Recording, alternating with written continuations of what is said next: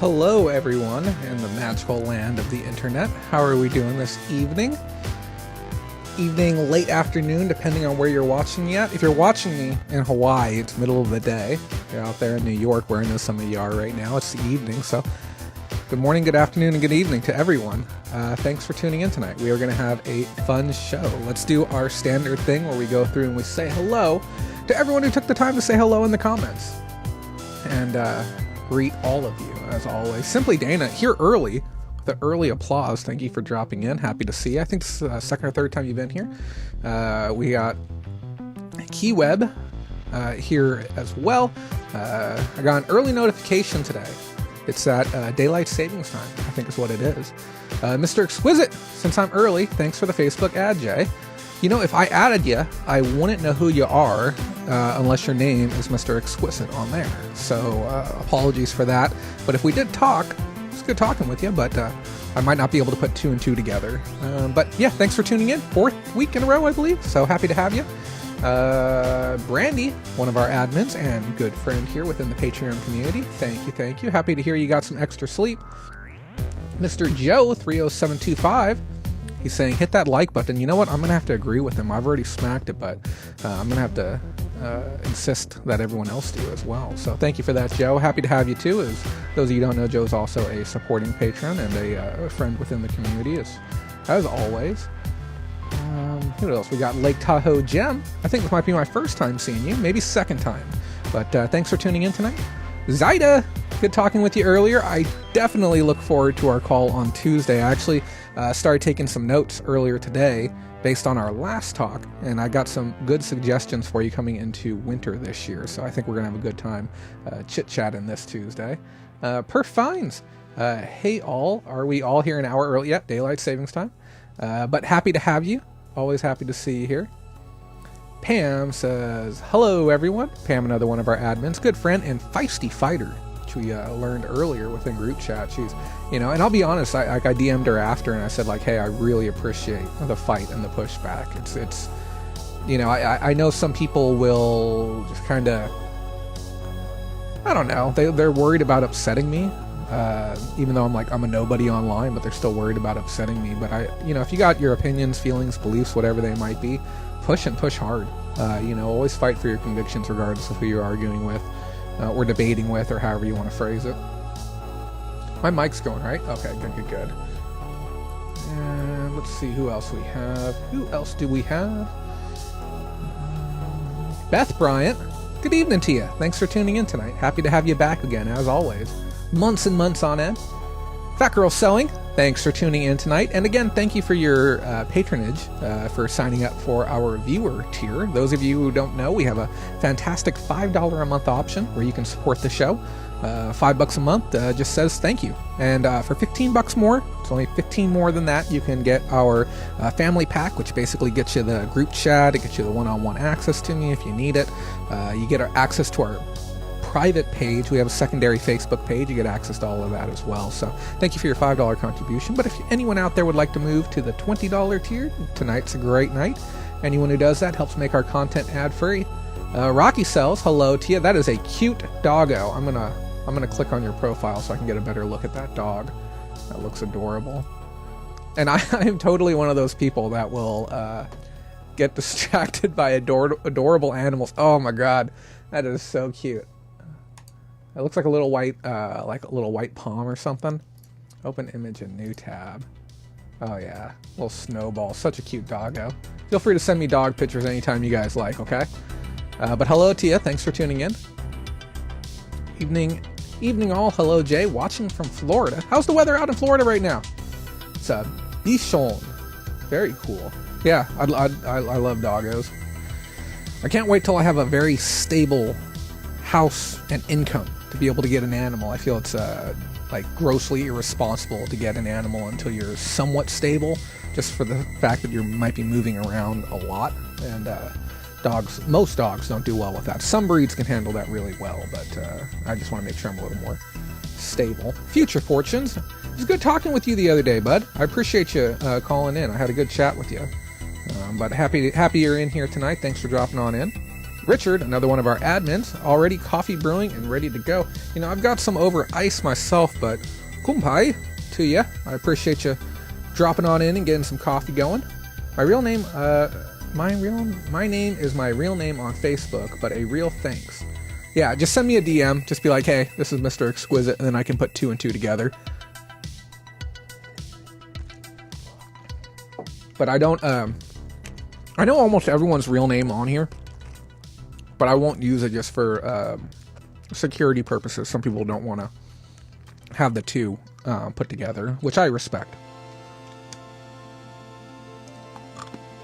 Perfect in Florida right now. Nice. I turned off my air conditioner the other day because I thought I was never going to need it again.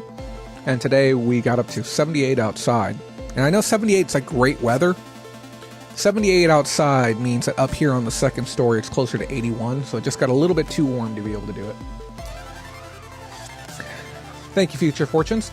Like I said, you know, it's a pleasure on my side as well. Donna Cherry, hello to you. Thank you again for dropping on in. Always happy to have you and your support. Hope you are well, though. Guys, we are 7 minutes from top of the hour. We have, I'll be honest with you, it's going to be like that much news today. You know, there's important stories, okay? There's going to be a lot of me just talking. I don't want to say it's going to be rambly, but there's going to be a lot of me talking, a lot of me just kind of having a dialogue with you, which I think is important. It's not just about, you know, coming here and listen to what I have to say, but I want to hear what you guys have to say and then respond in kind. So we're actually going to be reading some comments tonight as well that were left last week, and I'm going to be sharing some of my opinions. And then we just got a lot of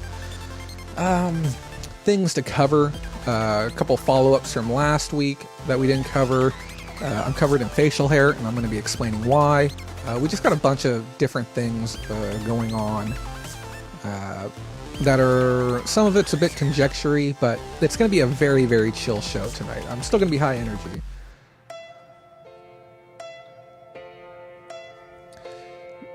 Mr. Exquisite, I appreciate the DM. Let me scroll up and read our last conversation.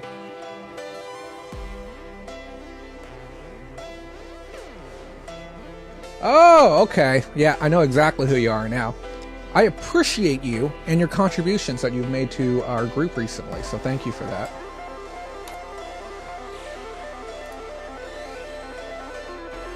Good stuff.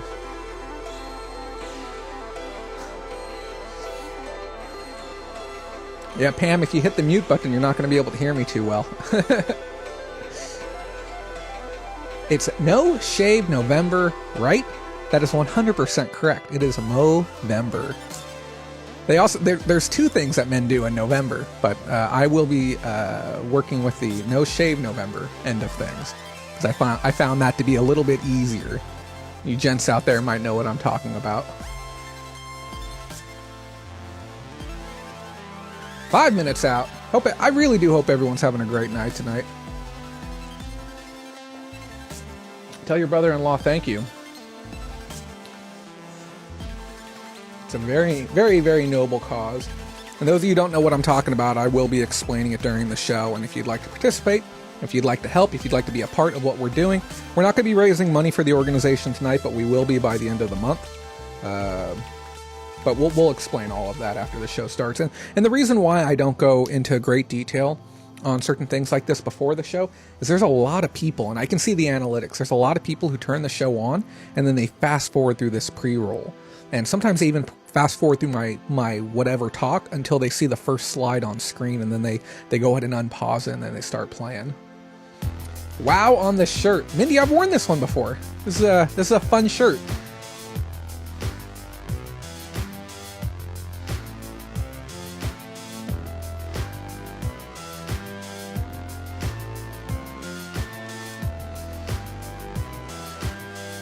You know what I need? They have this thing, you can put them underneath of a desk. It's essentially like a angled footstool. When I do the show, my chair is up about 2 inches higher. It makes my feet just a little bit uncomfortable. It's supposed to be better on your back and such. Oh, and we got pickups tonight too. I know some people were asking me if I had any items to show tonight, and I know some of you are like here purely because you want to see some cool new Bolos and stuff you haven't seen before. And You know, we really try and stand apart from the rest, and I truly do show 100% of the items that I source while out in the field, I show on air. Now, I do have some stuff that I source where I run ads online and people bring them directly to the house. I don't really show that on air because it's not your traditional sourcing. And there's lots of valuable categories. It's just, you know, some of the categories require a lot of training and a lot of education to be really successful at, more than I can comfortably share on air. It's just because it might take hours to do it. And we have created a couple of standalone training videos on our second page that are private. And I even had somebody ask me the other day, they're like, well, doesn't all your content cost money? And I said, no. 99.9% of it we give away absolutely free here. It's all community funded. But certain things that could make you like $500 or $1,000 plus a week, that we put behind a paywall, because if we told everyone that, opposed to telling, you know, 30 to 50 people that, it would destroy the market. So we only want so many people to know. And, you know, I've seen other people do like Bolo list or Bolo announcements and stuff like that. And if you tell 300 or 400 people what a Bolo is, it's going to destroy it. It's going to absolutely ruin it. But if you teach people like how to find good things, it's a little bit different. You know, you can really retain the market that way. I've made the executive decision I am not going to wear socks for this show. Oh, it is hot up here. Corgi Hill Attic, hello to you. Happy to have you. Corgi is another one of our viewers here on Bolo RAMA, so we're always happy to have your support as well. I don't think you can listen to this song and be upset ever as well. It's such a great little diddle.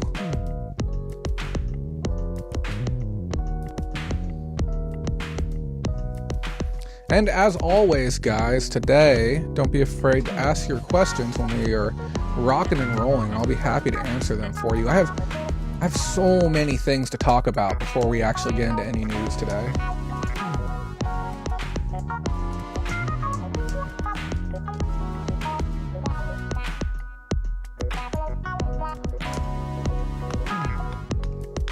Couple of pickers, hello to you as well. I have no clue who you are. I'm gonna go check out your channel really quick.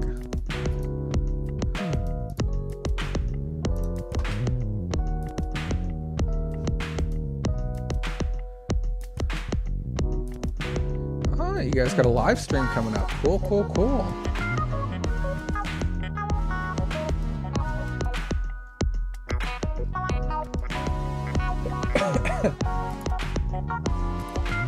I'm peeping at one of your videos.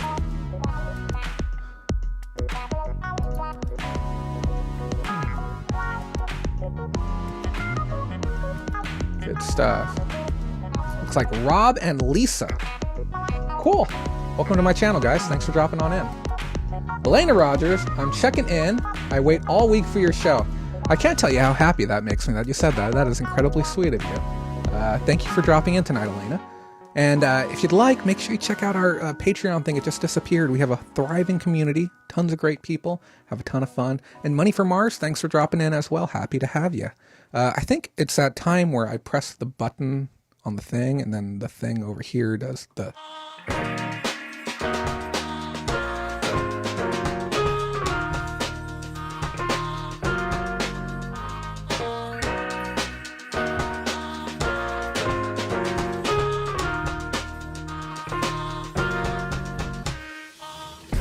What is going on, guys? This is Jay Kraft with the Facebook group Bolo RAMA Pickers Lounge, and I'm coming at you live again from beautiful Bakersfield, California. Today is November 3rd, 2019, and you know, we're going to do something different this week. We've got a huge show in store for you. As always, guys, thank you so much for taking the time to be here. Thank you so much to our community of lovely people here live tonight. If you haven't been here live before, I strongly recommend you jump in and come join in on the fun. But without further ado, let's take a look at some of our stories for today. We're going to be talking about your comments and some write-in stuff that I received last week.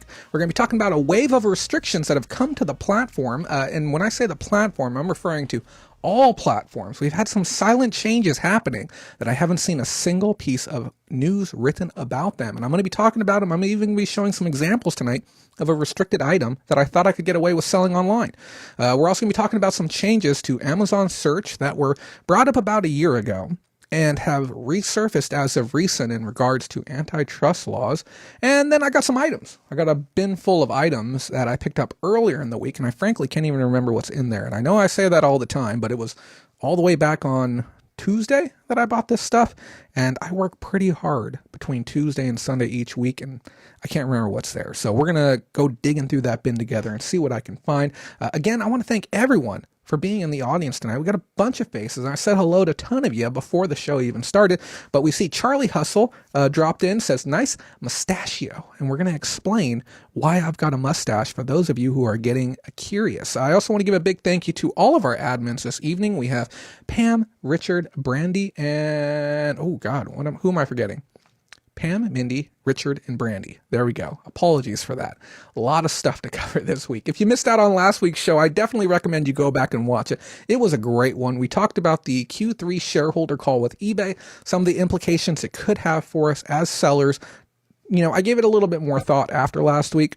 I think the fees are going to get worse on the next update. I'm calling it right now.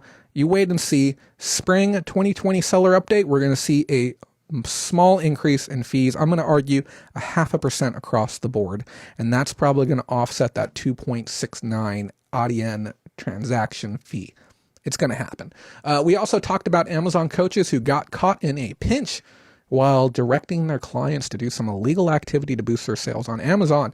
Really interesting stuff, and we looked at some pickups that I had last week. So that's what happened last week. Moving on to this week, we have a few things going on. First, I have facial hair, and for the first time in my life, we got this going on and we got this going on, and some of you are probably wondering why. Well, there's a thing that happens every November, and it's called Movember, M-O-Vember, okay?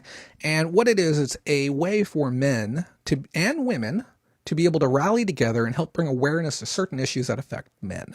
Now, we live in a society where most of the times when we talk about marginalized or protected classes, generally it has to do with, you know, women, children, specific races and religions and stuff like that. And very rarely do we see an opportunity where men get put into the spotlight. And I know oftentimes, you know, we carry the persona of, you know, just male dominance and strength and presence, but there's a lot of things that are affecting men that don't really get talked about often. And, you know, things like prostate cancer, testicular cancer, and unfortunately the high number of suicides within men, something in the area of about 60 per minute globally, and that's about 3 out of every 4. So during the month of November, people like myself and possibly yourself, if you'd like to participate, you just got to grow out a mustache. If you want to go full ham and you want to grow everything out, you can, and it's just to encourage the discussion. When you have it on your face for the first time, people are going to say, what the heck are you doing with facial hair? And you can get an opportunity to talk with them about it. Now, this week, we're not going to be raising money for them, and I'll tell you why. Because there's some milestones that I would like to achieve before then. And by talking with you all now, it's going to hold me accountable to these milestones. You know, firstly, I want to make sure that I can at least let 100 people know about this cause, and not just online, but in person. And the second one is that I'm going to be covering 60 miles over the next 30 days. And that's not just my day-to-day routine. That's going to be an additional 60 miles. And that's to represent the 60 men every minute that lose their life due to suicide. So if you would like to take part in this and be part of the team effort that I'm going to be building for this program and like to help raise money or be a part of this, feel free to reach out to us. You can reach out to me on Facebook, or you can reach out to us on Instagram. We'll provide the Instagram link. And at the very last week of the month, when we have our very last show of the month, and I think it's going to be on the 23rd. We only have 3 more shows this month because of the way the month lines up.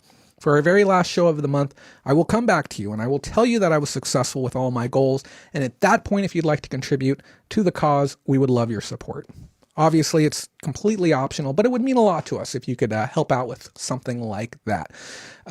So far, this organization has raised $800 million in research money. Now, as great of a cause as that is, last week we were also raising money for Team Trees, which is an organization set to raise $20 million to raise or to be able to plant 20 million trees. Now, some of you know about this and some of you don't. someone decided to do something malicious to our channel last week after our show started. They decided to report our content. The video that we made last week, 17 seconds into the video, was reported for illegal activity on our channel.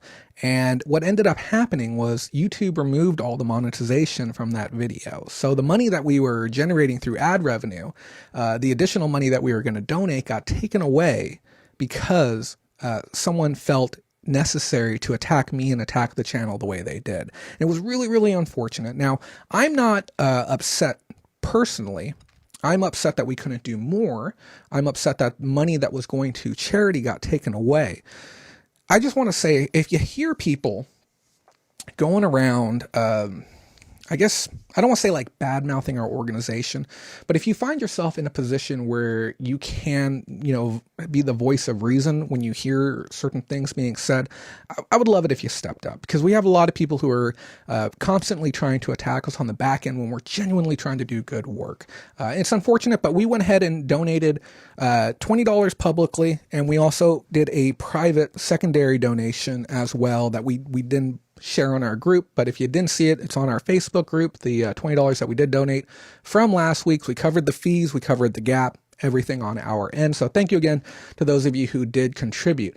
Now, before we get into the actual news of the week, I've been getting a ton of questions regarding Mercari, and I wanted to talk about it because my unique experience with Mercari might not be like yours, but everyone's been asking me, Jay, are you selling? Jay, are you selling? How much money are you making? What's going on with Mercari? And I have a video coming out, or at least I believe I have a video coming out. I shot a bunch of footage. I don't know how it looks yet. I don't know if I really love the idea of this first experience on Mercari video because, frankly, it's not that great. I've had a pretty bad time on Mercari, and it's of no fault to any one particular thing. It's more like a perfect storm of things happened for me to have a bad experience with Mercari. So I listed up 10 to 15 items within my first 24 to 48 hours. And of those, I sold one within 24 hours, boxed it up, sent it out, super friendly message on the way out the door, said, hey, thanks so much for being my first order. If you have any issues, just let me know. We're going to be here and happy to help you out. And we look forward to having a positive experience with you. Item arrives 3 days later. 3 days after that, the person chooses to leave a feedback, and they leave me a 4-star feedback. They don't leave any commentary. All they do is they select the description option. So my very first feedback is a 4-star feedback. And I say, oh, okay, that's an experience. And then I go to list another item, and I read the terms of services, and I review the guidelines, and I take a look at it, and I list the item up, and we're going to talk more about this item later. That's why I'm not going into detail now. I list the item up, and then the item gets pulled off the site for a rules violation. And I go review the rules, and I am clearly okay. And then they go ahead and play the trump card, and they say, well, we have final say-so here, and Mercari can make final decision, and we're not going to allow this item on the site. Okay, cool. And we're going to be talking about that class of items later. And then another week progresses, or maybe 4 or 5 days progresses. I sell another item. I ship it out. This was a personal item. This was a daily driver keyboard that I had here for my old Mac. And the person receives the item and says it doesn't work. They say everything works, or nothing works except for the enter key, and I can't get this thing to pair. And I tell them I tested it thoroughly. It was a keyboard that I use. I packed it up, sent it out. Well, when I pair it up, I'm having issues with these keys now, and I'm having trouble where it only pairs maybe, 20% of the time. And I'm thinking, why would you need to unpair and repair it that often? Once it's paired, it's paired. But a second ago, you said you couldn't pair it. So what's actually going on? And I sent another message out. No flipping response. So now I've got 2 items out, both of which people are having issues with, both on my Virgin account. And it leaves me with a bit of a sour taste. And on top of that, the customer service is frankly trash. It's really, really bad. Really bad. And no disrespect to Richard, because I know Richard hasn't had many instances where he's needed to contact customer service. And, Chris the Goose even said to me, leave it to me to find a way to try and break the system as soon as I got there. But that's pretty much what happened. I have very specific instances and experiences that probably wouldn't happen for the average person And due to that, I'm running into a higher frequency of problems. I think Mercari is exceptionally viable, but even looking at the search metrics, I think there's a very specific audience there. And I talked with Richard about placing a post where maybe we can dive a little bit further into the topic of search habits and the habituated consumers over on Mercari. And he seems up for the idea. So I'm going to continue to feel it out. I plan to list anywhere between 40 to 50 more items on there, and I'm going to expand my diversity, and I'm going to see if I can get just a better taste in my mouth. On top of that, I had a couple of items, and I've been getting really like crummy offers on items that are priced very appropriately. I had a DJI Osmo Mobile 2, which is an electric stabilizer, and I had that item listed for $80, which is bang on market price, no issue at all. And I got tons of $65 offers, which I think is the minimum. Maybe there's some type of minimum allowable offer, but 65 was, I got 3 or 4 of those offers, and I'm not selling it for 65. That's just way too cheap. I'll find a store that I can return it to before I sell it for 65 bucks. And I go ahead and use their promote feature to bring it down to, I want to say $72 or $74. And I know we're splitting grams here, but when you factor in shipping cost and fees and everything, it fell below my baseline. I send it out, and then after I send that out, I start getting a ton of $60 offers right after that. So there's a bunch of tire kickers. There's a bunch of poor experiences, but I'll say this. I'm selling items.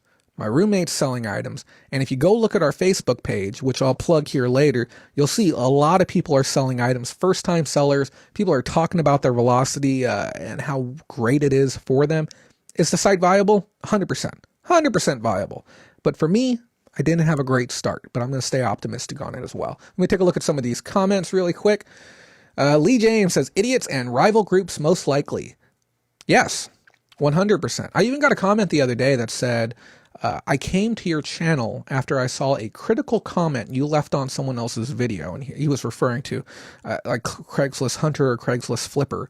And he said, but I actually like your content and watched a bunch of your videos. I said, thanks.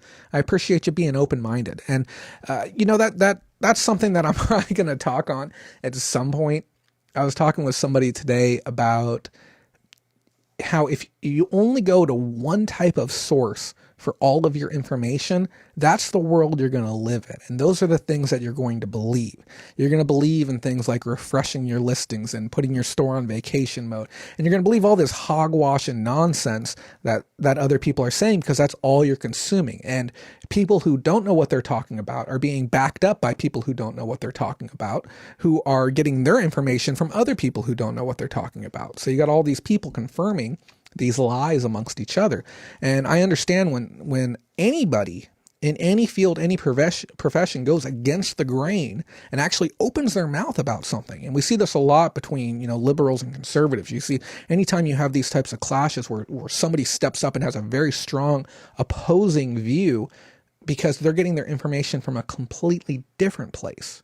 They're getting it from, empirical facts. They're getting it from business owners. They're getting it from brand information. They're pulling it from a different way that's so radical and so different that people can take genuine offense when someone else's facts, someone else's opinions or beliefs contradict their own. They take it very, very personally. It's important not to do that. So I would say if you aren't sure about what you're hearing here, go elsewhere and listen to somebody else's opinion and come back, or somebody else's facts and come back. Look at both sides of the table. And that's why I will read things like both, the Washington Post, and then I'll go over and I'll check out Fox and Friends, and I can bounce back and forth between them. And certain ones I listen to, I'll say, man, this is really hard to stomach. This is really, really vile stuff for me to have to hear. But there's no way that I can respectfully and with intelligence be able to speak with somebody on the other side if I don't understand their perspective. So that's what happens with some of these groups and with some of these communities, is that you get this very, very narrow scope where people are refusing to take on board differing opinions because they take offense to it. So that's what I'm getting from that. Don Cherry says, I've had 10 items listed on Mercari for over a month now with no sales, and an item I purchased was canceled due to being unavailable. I also don't like that you can't zoom in on photos.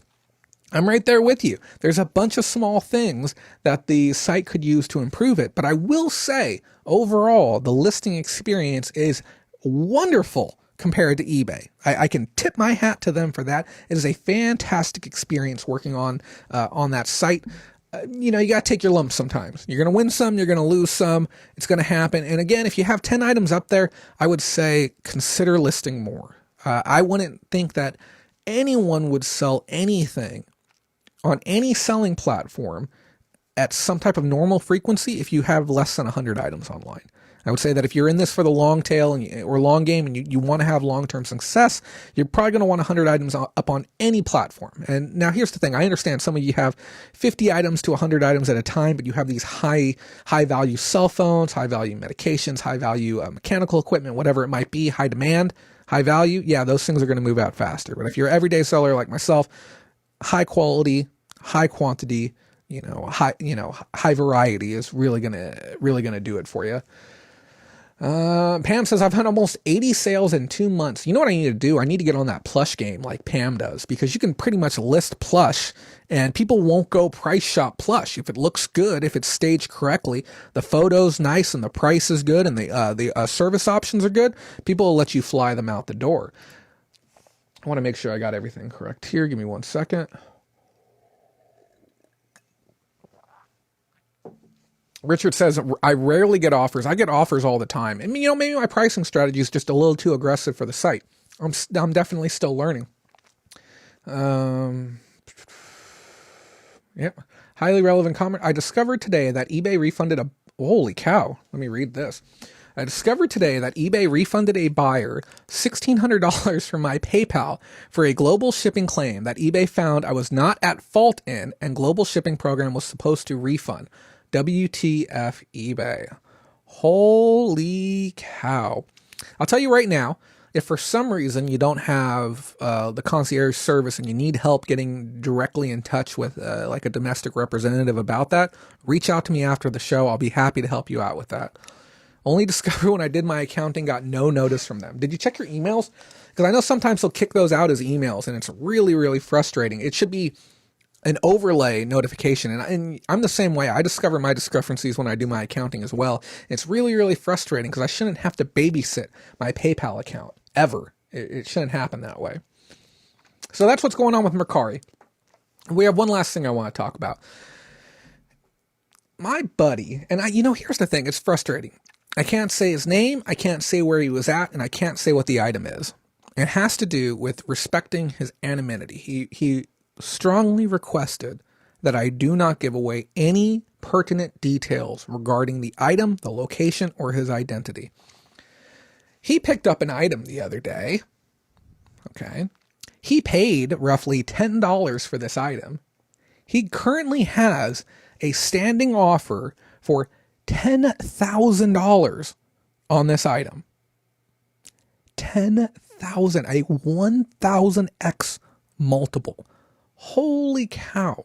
This is literally jackpot level stuff. He had other items with it as well that are going to bring his total of roughly about $100 buy into the $15,000 to possibly $20,000 range.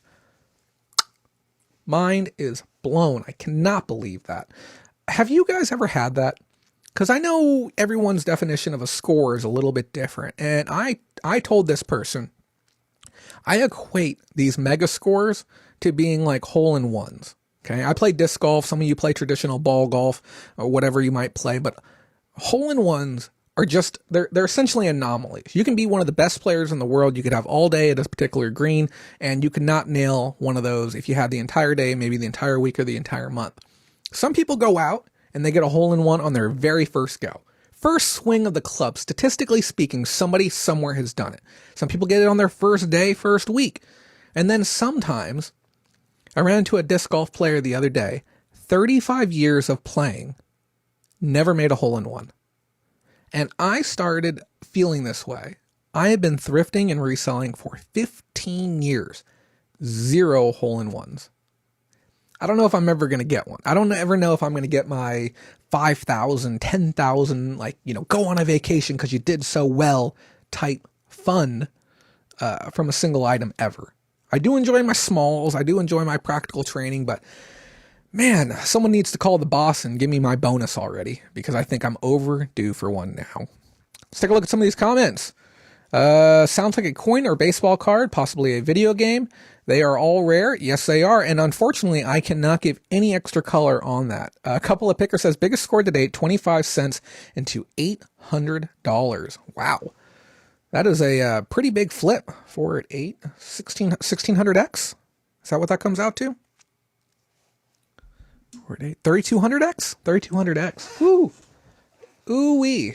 I'd love to know what type of item that is, guys. So let's switch over to our news screen, guys. What do we have going on for news today? Who wants some news?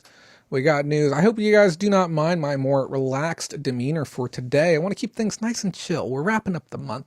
I'd like to give a big special thank you to all of our patrons who help make this show possible. Let's give an extra special thank you to Zaida, Pam, Matthew, good talking with you this week, Ashley, Anna and Joe, Lee James, Brandy, and Rob. And Lee, I saw you earlier in the comments. Hello to you as well tonight. I'm sorry I didn't get you a proper hello. But yeah, thank you to all of you who helped make this possible. And you know, I don't go hard with the plug, okay? Holidays are coming up, guys. If you sign up tonight, right now, for Patreon, today is November 3rd, you will get 27 days for free before you see your charge. Okay, you will not be charged until December 1st. You get an opportunity to check out our program, and I promise you, if you do not turn a profit with our team, cancel it out. Cancel it. You don't even have to talk to me about it. You can sign up tonight, cancel on the 29th. If it's not for you, no hard feelings. And if nothing else, maybe check out the viewer program. Okay, but it comes with tons of perks. It's going to pay for itself. That being said, let's go ahead and move on to our first bit of news on the day. I think I got to click something over here. There we go. Cool, guys. Have you heard about this? We got a wave of new restrictions coming to the platforms, and I say platforms across the board. First and foremost, I know all of you heard about the whole Nintendo thing, and I'm just going to start off by saying the story has already been retracted, but we need to talk about it because of the implications that can come from it, and just how powerful what happened really truly is, and how it can change things for reselling in the future. So Amazon made a big fuss this week, and they sent out a notice to pretty much everyone who resells, because almost all of us have video games. And the notice said, like, hey, if you have Nintendo items, we are cranking down on that, and you're going to need your first party approval letter allowing you to sell this, and or you may need a massive invoice, a $10, $15 to $50,000 invoice to show that you are a volume buyer of these quality of goods. Now, like I said, they pulled back on this statement, and they went ahead and said that it was some sort of error that caused this to come out. Now, this is a massive error to happen. Okay, you don't accidentally push out a brand email to every single seller on the platform. Logistically speaking, these mistakes do not happen. So I'm starting personally getting the impression that maybe Nintendo came to the table, maybe they gave them a bit of a squeeze. Amazon responded in kind because of the value of the Nintendo brand on the platform, or possibly a play to get some type of exclusivity with them as a first-party brand. They went ahead and fired this out. And there was a massive backlash, not only on the forums, but directly right into Amazon. And people were outraged. I was frankly outraged, but at the same time, what can we really do? We've talked about this before. Us as sellers, we are losing more and more power every single day as they start to restrict things down as far as what we can and what we can't do. On Amazon, we see gating, and on eBay, we see Vero. Neither one of them have really, really clear guidelines as to how they come to be and what we can do to counteract them as sellers. I often wonder what the motivation is behind some of the decisions that are happening, especially when it comes to the veil of secrecy on Vero in particular. Now, we've seen in the past with gating, we've seen popular music, we've seen DVD, and we've seen brand apparel. Okay, and the DVD is one of the longest standing ones. Very, very few people are approved to be able to sell on DVDs, and this had large part to do with rampant counterfeiting. And we also saw this same type of notion or same type of idea that counterfeits for video games was what fueled the Nintendo pushback for them to say, like, we want to protect our brand because there's so many counterfeits out there right now. Now, the problem isn't so much that the counterfeits are somehow not a good product, they generally fulfill the need that they're supposed to fulfill for the consumer, i.e. being the game that they want and functioning to the fullest expectations that they're going to need. The problem is that it undermines the brand by taking revenue away from their pocket. Revenue that would have, in all likelihood, whether it be an original sale or a follow-up sale, they would have received some compensation for. Now, counterfeits, especially within the realm of Game Boy, have gotten so rampant that brand new sellers to the platform of Amazon are not allowed to sell DS and 3DS games. You have to mature your account. I want to say anywhere between 3, 6, or even 12 months. You have to mature that account out before you're allowed to add those types of items. That's how bad things are getting. We've also seen Microsoft with the pushback as well. You can't sell Microsoft on eBay anymore, whether it be their software or their games or their peripherals, controllers and mice and stuff like that. When it comes to the original Xbox 360, any first-party titles can't be sold. So we're talking things like Halo, for instance, a brand that Microsoft owns itself outright. But yes, as Richard's saying, the counterfeit market is something that's truly, truly devastating our ability to successfully sell. And it's because they have access to all the tooling and the proprietary information because we pay them to do it, because it's cheaper to pay them to do it than to have it done here. Richard said, yes, Game Boy Advance is another big one. So the problem with it, and I'm going to go on a tangent here regarding investability. The problem with counterfeiting as a whole is that it has the potential to completely destroy large swaths of reselling for everyone. When a counterfeit product becomes so distinguishable from the original, it becomes an original piece. Really think about that for a second. So, if I've seen counterfeit cell phones, even lots of them, iPhones in particular. If I show you another one of these, okay, and they are, here, let's give you a better example, okay? These really nice on-brand screen wipes, okay? Let's say my company manufactures these and I sell 10 of them for $20. They're just the best ones on the darn market. And another company comes along and they manufacture an identical piece. They look intrinsically identical and they function the same and there's technically nothing different about them. Once they become identical, both of them are authentic at that point. And it's a really crazy concept to wrap your head around, because if it becomes indistinguishable, it becomes real. And I think that's a lot of the problem that brands like Nintendo are having, because they hadn't really future-proofed things in the early 90s and early 2000s. They never really believed that things could scale to this effect. So if you're one of those people that's investing heavily into video games, or if you're one of those people that is only reselling video games, I must really, really emphasize this, okay? Video game investing is very volatile, because the moment that happens, and if I can show you a sealed Super Nintendo or a sealed N64 game and it becomes indistinguishable, the entire market collapses. When no one can tell what they have is real or not anymore, the market completely falls apart. Okay? And it's going to happen someday. Me personally, if I really wanted to, I have enough money, I could 100% create an exact duplicate of a video game that would be indistinguishable by experts. So you have to be very careful with those things. And then as a reseller, we talk about these doors closing on us, these walls coming in on us. The reason why I preach diversification, and I don't sit here and say, hey, let me show you, give me 10 minutes of your time and I'll show you how to make $10,000 a month flipping books. Okay. And the reason why we don't have this very, very firm and direct training is because it's very, very worthless. Because if Amazon tomorrow morning says, first, we don't allow textbooks.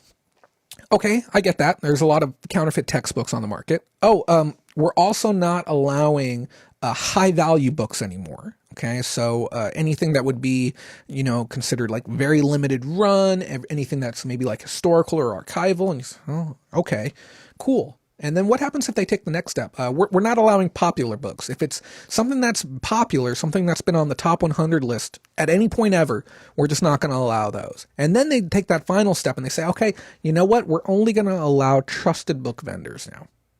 Okay, what's a trusted book vendor? Maybe somebody who has 1 million books available at any given time. And there's people that have warehouses with 10 to 15 to 20 million books available at any given time.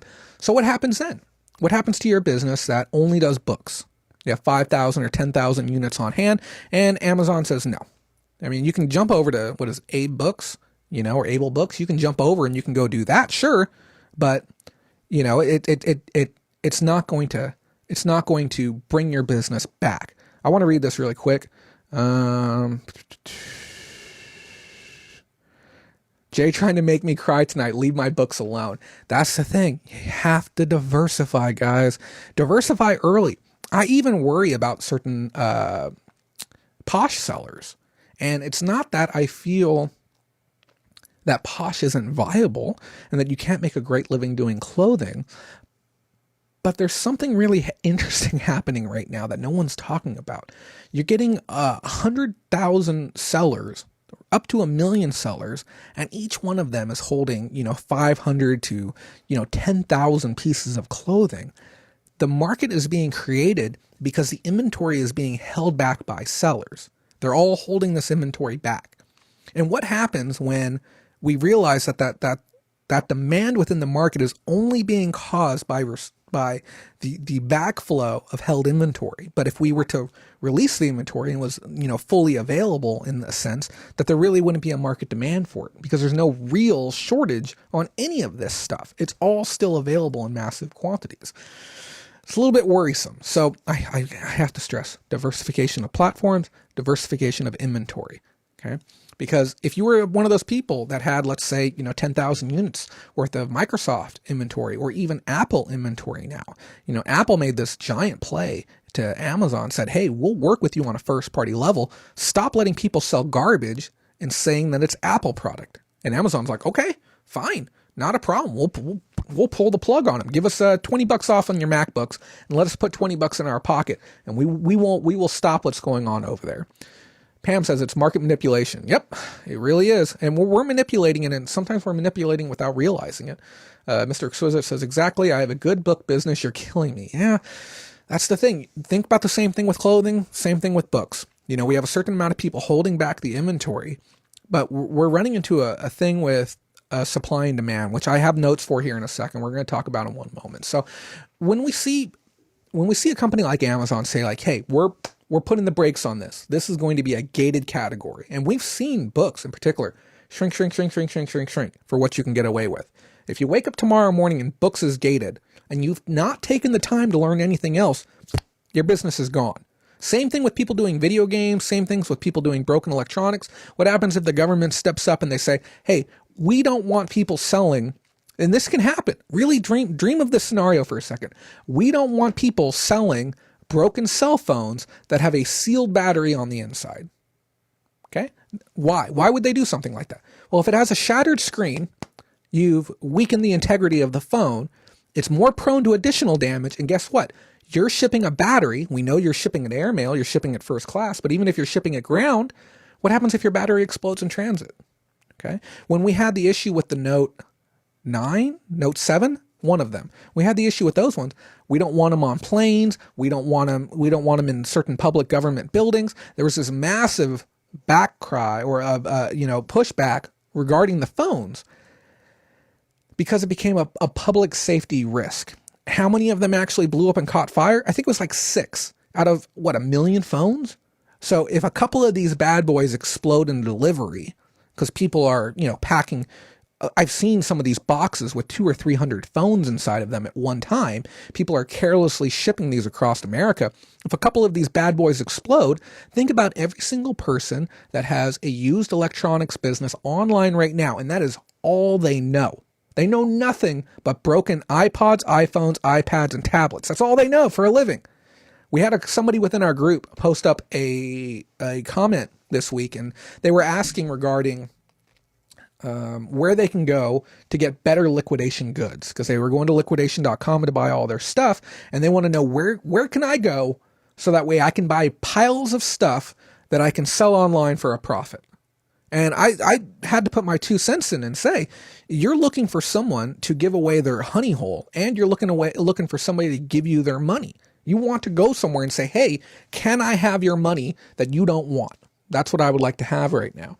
And most people aren't willing to do that. And I told him, you may want to look into what can you do locally to start sourcing that good and saying, I'm willing to put in more work so that way I can get more reward. When I negotiate with people, I'll talk with them and I'll say, if you have this phone that's $600 online, okay, and you're going to tell me you're doing me a favor because you want to offer it to me for $550. I'll say no.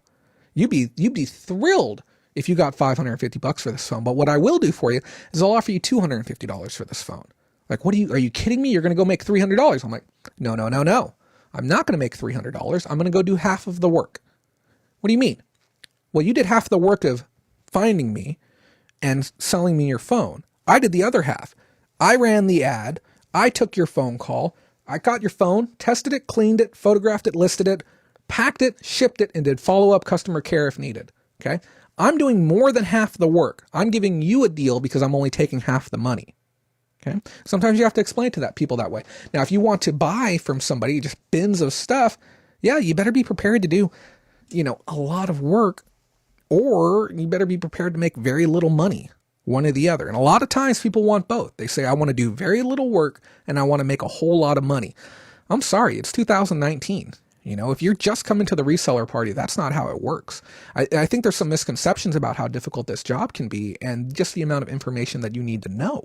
When we come into these jobs, there's so many different things that we have to learn along the way, but I'm going on a tangent. Like I said, I hope you guys don't mind tonight. I'm really feeling some of the topics that I wanted to talk about, and we are kind of trending off some of the news just a little bit as well. A couple of pickers, I'm going to ask you give me that shout out when you guys are on air next. Let me read some of this, holy cow! Nice usage of words there. Let me read through some of these comments. Pat, happy to have you. President Counted as always. You know what's crazy? I actually made it here on time tonight, buddy. I'm kidding. I'm happy to have you here, man. Thanks for showing up. Let's see who else we got here as well. Tupperware, Pampered Chef, and every other MLM. Yeah, I believe it. Yeah. What about Cutco? Is Cutco still allowed on there? I think that's a little bit MLM, or Kirby's still allowed on there. Lee James says, yes, it's getting harder to find good items at thrift stores. Have so many new resellers coming into the market. Thrift stores are changing extreme high prices to combat resellers. It really is. It really is starting to become that way. And being a reseller, it's kind of a hot commodity right now. Like everyone has a side hustle, and it has to do with ease of access. We really started to see things ramp up when Craigslist became mainstream, and we saw things ramping up more when OfferUp became a thing, and then things started ramping up more when Pawn Stars became a thing, and Storage Wars, and really started going once Facebook Marketplace became a thing, and now we have Facebook Marketplace and Mercari and Amazon and eBay and Posh and Etsy and Ruby Lane, and we have all these sites where people can go sell stuff to make extra money on the side. And we also have a devaluation of the American dollar, and we have an increased cost of living across America, and particularly here in California. So you have people who are making less money, having to spend more money to get the same amount of stuff, working at a job that isn't ever going to pay them anymore, and now they're going into the next logical thing, which is a side hustle. And the easiest side hustle to get into is reselling. And some of us are here to do it part-time, and some of us are here because we literally need to do this to keep the lights on. This is how we maintain our existence. So, those of you who are here, thank you to those of you who are here. I was talking with Robert. Yeah, Robert. I was talking with Robert the other day, and I was telling him some of the issues I have with this show sometimes is that I've had some people tell me, Jay, this show is like far too much for me. Some of the stuff that you're talking about, it's just too complicated. And then I've had other people, on the other end of the spectrum say, like, I wish you could go a little bit more in depth regarding, financial analysis and fintech and, perspectives regarding certain brands. And there's no real pleasing everyone. I want you guys to know that. I try so desperately to try and please everyone, but I'm going to ride that right down the middle line. We are catering to your $20,000 to $60,000 a year, maybe $80,000 a year seller. But if you're here as a side hustler, hey, thanks for taking the time to be here. And if you're here as a millionaire, thanks again for taking the time to be here. Mindy says, Goodwill is being very grapey about the items they get for free, at least here. Yep, they really are. Don't give away our honey holes here in Florida, LOL. Pat says, nothing about jail. I just grind them up into sand. I don't know what you're referring to there. Most definitely. Oh, let me catch up on comments here. I missed a few pages of comments here. Also, guys, I'm raising money for Christmas. I would like to go on a vacation this year. So if you'd like to fund a vlog, feel free to throw me a couple of bones. It's much appreciated. I didn't mention it earlier here. Gary V is messing up the game with his flip challenge. Gary V shouldn't be a reseller. Gary V is doing a lot of damage to the reseller community by encouraging so many other people to do it as well. Somebody needs to tell Rachel I am live right now and not to send me DMs. Aaron Kluge, $5 super chat, helping keep the lights on. It reminds me of, what is that, Best Western or Motel 6? We'll keep the lights on for you. But thank you so much for that, buddy. I will definitely put that in the gas tank. Here in California, after the fees that YouTube takes out, that will not buy me 1 gallon of gas. We're at $4.10 a gallon right now. It is insane how much they take out. But thank you so much for that. I truly do appreciate it. It will go to good use, and always happy to have you here. Let's see. Goodwill is doing the same thing here now too. Yep. Anton Fote, thanks for the show tonight, hanging out with you while I do my shipping. Yeah, thank you to you for hanging out. We have 57 people in the audience tonight. Hello to all of you for being here. We're having a discussion regarding gating and Vario and some of the changes that we're seeing to the market right now. We're going to kind of step it a little bit further right now, because going even beyond that, I've had another issue with selling on marketplaces. Now, we understand how tight certain marketplaces can be. Okay, we know how tight eBay can be. It's a very black or white, and literally sometimes a black or white issue on the platform as far as what you can and you can't list. And I had an item that I thought, you know what the heck? I'm going to go ahead and list this on Mercari. And what it is, it's one of these, okay? This is a Flavor X vaporizer pen. So for those of you who don't know, these vaporizer pens take these cartridges right here. Now, these cartridges contain now depending on what type of person you are, you can buy ones that contain no nicotine, no tobacco, none of that bad stuff, or you can buy the ones that do, or you can buy the ones that contain THC, oils, CBDs. We're talking marijuana and just another different types of words. Now, I wasn't attempting to sell these cartridge elements online. What I was looking to sell was just this vaporizer, just the vaporizer, and they were brand new. I had a few brand new in the box, and they were part of a bulk buy that I had done earlier in the year. Believe it or not, one way or another, I ended up getting $150 worth of these for free. It was an error on the seller part. No further action was taken. He decided to go ahead and let me keep them after his account got terminated on eBay, and I said, cool, thank you for that. I appreciate that. So I list these up on Mercari, and I even consulted with Richard first. I said, Richard, show me the guidelines. That way I can make sure I don't lose my brand new account. No one wants to lose a new account. He shows them to me. I read through them. It said, no tobacco in your products, no tobacco-filled liquids, no marijuana products, no marijuana oils, no vaporizers that contain tobacco or vaporizers that contain THC. And then clearly it said no drug paraphernalia, which would be like crack pipes, and other, needles, syringes with the needles on them, stuff to that effect. I'm like, cool, I'm 100% in the clear. And I list these up brand new, and within 5 minutes, it gets taken down off Mercari. And I went far and wide to make sure that I didn't violate any rules. And I put in the title, no cartridge included. I put in the description, no THC, no CBD, no tobacco. None of that's included. You are receiving only this device and nothing else. This is all you are receiving. And do not message me looking for things that go with this. We do not have them. We will not sell them to you. We are only selling this. And my listing gets pulled. I say, okay, what the heck? Let's see what we can do here. So I send them a message on Facebook. And they say, oh, you need to contact us on our other site. You need to contact us on the main site or the contact help. And I'm like, okay, fine. So I do that. It's 3:30. Their customer service line closes at 4. I open up a request online, and I also call in at the same time. Now, I'm on hold for 20 minutes, and then the phone says to me, you have reached the maximum amount of time on hold. We will now be disconnecting this call. Please try us again later. What? What is this? What is this madness that I'm hearing? So, okay, I'm working with customer service online. I say, I'm giving them the issue. I'm sending them a screen cap of the issue I'm having.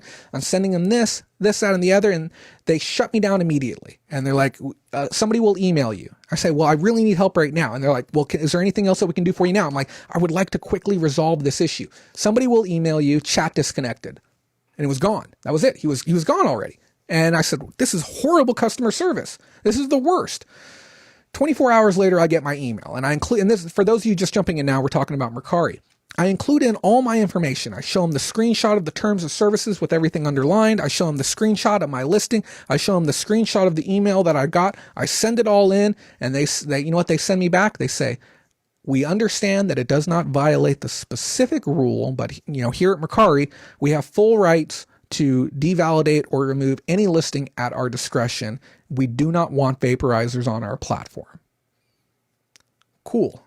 Gotcha. Okay. And those of you who are not a member, please, I strongly recommend you go join our Mercari group. I have to say this. I have high hopes for Mercari still. Facebook.com/groups/Bolo Mercari. We'll have Richard put a comment out for you right now. Go join our group really quick. Tons of great help. Lots of people having success. So after this happens, what do? Where do you go next? Okay. I can't sell it on Mercari. So, well, whatever. I'll go sell it on eBay.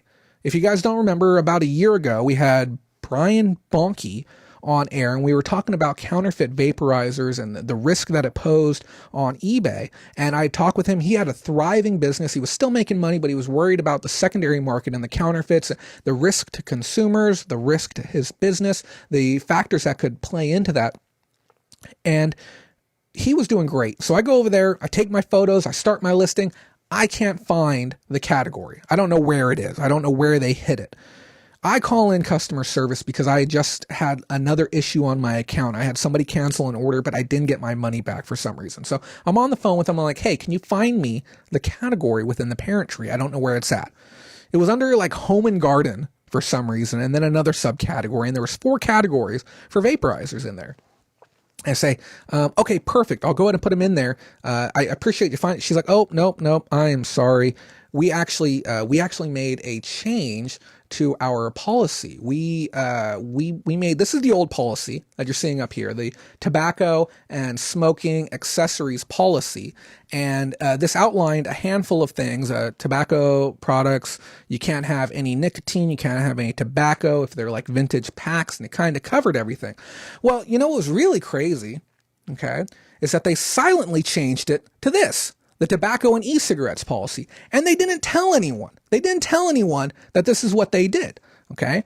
And the tobacco and e-cigarettes policy says the sale of tobacco is highly regulated and may cause harm to eBay members, so we do not allow tobacco to be listed. The following things, now they made the changes here, okay? Electronic nicotine delivery systems, ENDS, including e-cigarettes, e-liquids, and e-cigarette parts are not allowed, okay? Accessories for e-cigarettes are not allowed. And the only exceptions would be collectible vintage packages, nicotine patches and gum, and tobacco seeds. Okay. And the reason is, and I did a bunch of research to try and figure out exactly what was going on, why they changed the policy over to this. Did anyone want to take any wild guesses? Right now, take a guess. Tell me why you think that they changed that policy over. Because I'm truly curious, because this took me by surprise. I wasn't expecting this at all. Okay. Take a guess why you think the policy was changed. The policy was changed. You know what she told me? She said because kids were making accounts and buying them and having them shipped to the house. They were, not only were they buying these, but they were buying cartridges as well. They were buying the actual nicotine. They were buying the actual, even marijuana, and having them shipped to the house. It had nothing to do with counterfeiting. And I said, how is this even possible? How are children, 12, 13, 14-year-old kids, buying these products? And you know what she told me? She told me, and this is from Concierge, and nobody, please don't go tell everyone that I'm getting this information from there, but she told me it's because anyone can make an account. I can go make an account right now. I don't have to validate my age. Yeah, Roger got it right. A guest account. Anyone can go on at any time. Well, you're thinking, well, how does a kid pay for such a thing?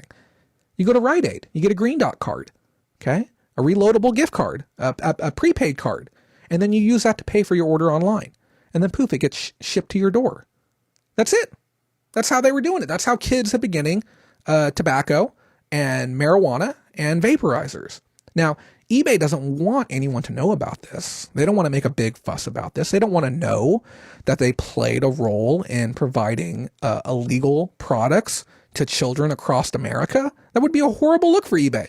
So they silently changed the policy and didn't tell anyone. It wasn't in the seller update. You guys know as well as I do. I read every single line of the seller update. It wasn't in the terms of service change that happened this fall. You guys know as well as I do. I read every single line of that terms of service update, and it wasn't in there. And I have the original one, and I have the future one. This change, this one that I put up on screen for you here, this right here, this has been scrubbed from the site. This isn't on eBay anymore. Okay, this is the old version. I had to use an archive program to be able to pull up this old version. And you're probably wondering, well, when did the new one come into play? They actually won't tell you.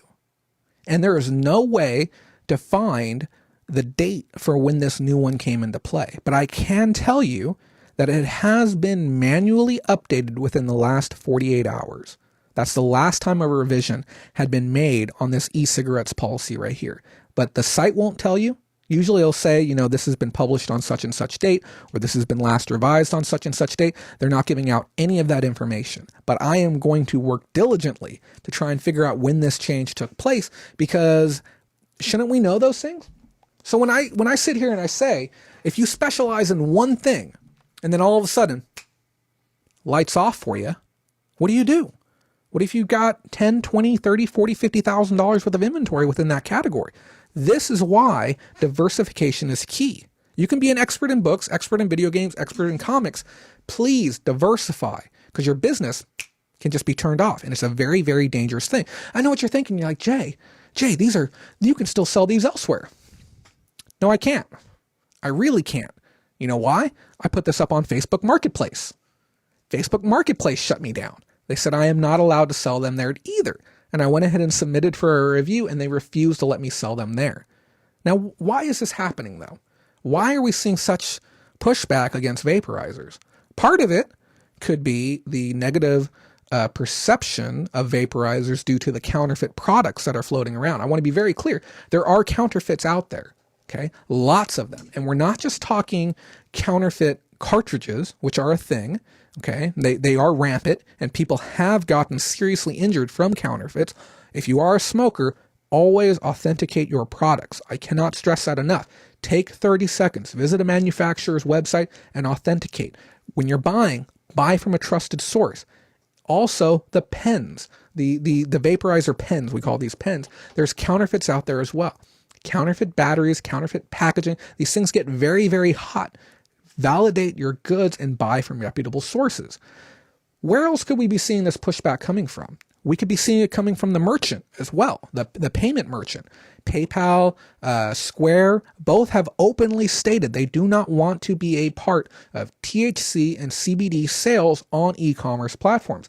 We've seen it with Prairie Grit. We saw the merchant providers pull back from certain sellers and say, hey, we're not going to let you do payment processing if these are the types of items that you're selling. We've seen payment processors push back against things like Kratom as well. Things that aren't fully FDA compliant, we've seen pushback too. So again, if this is something you're specializing in, you can find yourself in a lot of trouble. Guys, if you're first timers here, please do me a solid. Go ahead and subscribe to our channel while you're here. I know some of you guys are just popping in and out, but your subscription means a lot to us. And if you get an opportunity to, we'd really like it if you liked our video. Those likes do go a lot of way in helping other people see our content too. Let me take a look at some of these comments real quick. Perf Finds For You says, hey Jay, I have a question. Any update about USPS not offering free shipping supplies anymore? Whoa! I've noticed this being mentioned in some groups, videos, etc. Thanks. That is wild. I actually have heard nothing about that. That is something that I will certainly add to the docket for next week's show. Thank you for bringing that to my attention. If you have any articles that are relevant to that, please send them over, and we'll investigate and we'll get the full workup on that for you. Philip Morris bought an e-cig company. I believe that company was Juul is the company. They know if they want to survive, that's the next big thing. Yeah, and we're seeing a lot of this pushback back and forth. It's a lot of antitrust stuff, to be honest. You know, you have the tobacco company owning the e-cig company and trying to regulate back and forth, and it's just not a good thing to be doing. So that's what's going on with that, guys. I have to stress this. Diversification is very, very important. What we're going to be talking about next is about the rules of search and how that's going to be changing right now, too. Now, last year, Amazon had this big thing happen where they went through and they changed their search engine and the way that it worked, and there was a lot of confusion. Okay, they said it was contested internally as far as types of changes that were happening, and this was originally reported on by the Wall Street Journal. It says Amazon optimized the secret algorithm that ranks listings so that showing customers mainly the most relevant and best-selling listings when they search, as if it had more than a decade, to gather this information. And what they've been doing is they were actually boosting the search for their first party items. And we're not talking about brands that they're working with, Nike, Reebok, Prada, whomever. We're talking about Amazon items. They found a way to rework the algorithm to move their own items further up. Now, we've seen people talking about how their sales have been on the decline, and we're going to talk about eBay's statement a little bit later, but Amazon sellers, I've been getting some messages from some people saying, Jay, what the heck is going on with Amazon lately? I've seen a sharp drop off in my sales, and it's people who are generally working within a very fine select number of items, generally people that have 5 to 15 items, this very narrow corner, very narrow specific product field, and they're working with brand new stuff direct to consumer, and their sales are tanking right now. And what it has to do with the way that the algorithm is working. Now, we've seen other governments, particularly the Indian government, push back against this and say, hey, you can't do this here in India. Okay, if you want to have Amazon be a thing here in India, you can't sell your own products on the platform. That's not fair because we can't control how you are presenting those items to the consumers. Because you have to think about it this way. If 40,000 people are selling pillows and Amazon has their Amazon Select 2 queen-size pillows for $9.59 shipped, okay, wouldn't it be in their best interest to show those pillows before anyone else's? And what would be the motivation for them to show somebody else's before that? Money. If they're getting paid more to advertise or promote somebody's item, frontline it, lower banner, lower third, whatever. If they're getting paid more money to show somebody else's item, they're going to show that item instead, opposed to showing their own item based on their profit margins. Okay. And that's one of the big things that we're talking about. We're talking about profit-based search. How much money can Amazon make per item, adjusting and affecting the way that they display items to the consumer. Now, those of you who don't know, Amazon frequently changes prices on items millions of times a day. And I know that seems like an astronomical number. Bear in mind, they have 800 million SKUs. So to change 1 million prices per day is a very, very small number in the grand scheme of things. Okay, it's 0.1%. It's a very small amount. They do this every day to try and maximize profits, as well as be competitive against their own sellers, as well as be competitive against other first-party and third-party sites and brands. So if they see somebody else doing a price drop elsewhere and they can lower a price and stay within their margins, they're certainly going to do that to retain the competitive advantage over their competitors, even if it means smaller profit margins in the short term. Why not? Why not make more money? And I have no issues with that. But I do have issues with Amazon giving priority to their own items. And as I said, you have to look at the antitrust aspect of it. How can I, let's say I'm Amazon, how in any way is it fair to not only control 100% of my own inventory, but also control 50% of all items sold online? 50 cents out of every dollar done on e-commerce passes through Amazon. How is it fair that I control everyone else's business and all of my own inventory? And how can we say that's fair? And that's why the Indian government pushed back against that. I certainly don't think it's fair here in America. I don't think that Amazon should be allowed to have their own product line. And they don't just have your Amazon basics. They own hundreds of different brand labels that they sell through the site, but they don't necessarily say, hey, this is an Amazon brand that we're selling. They have curtain brands, pillow brands, bedding brands, towel brands. They have all of these different brands that are Amazon brands that we're technically competing with. And as we compete with them, what do? We're increasing the value of their site. And we're seeing that with eBay too. We're seeing a lot of people talking about, the climate is changing on eBay.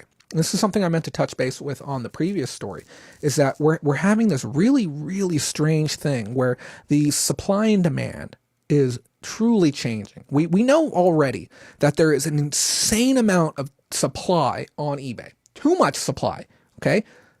If I type in Note 8 case right now on eBay, I'm going to get over 2 million results, okay? No one in any reasonable way can filter through 2 million results. Okay, we're going to go through maybe 100, 200. And if we don't find it, we give up because it's not worth it. It's not worth it at that point. I don't want it. I go into a grocery store and if there's like 40 choices for pickles and I look at like 10 or 15 of them and none of them really fit the bill, I'm done with it. I'm over it already. I'm ready to go on to the next item.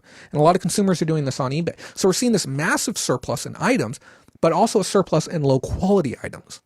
Okay. What does that make me want to do? It doesn't make me want to put my items up next against them. Yeah, sure, my items are going to look great on a 1-to-1, but if nobody ever sees my item, how great is it really going to look? We're also starting to see a new wave of pushback as sites like Mercari are gaining traction. We're seeing seasoned sellers step away from eBay. I would kill to be able to 100% separate myself from eBay. I know that sounds wild. As somebody who's been a proponent and somebody who speaks so highly on eBay and went to eBay Open this year, I would kill to be able to fully step away from eBay and to be able to have 100% of my inventory visible and active elsewhere and be able to get a similar level of conversion rate. Why? Well, it's going to be cheaper.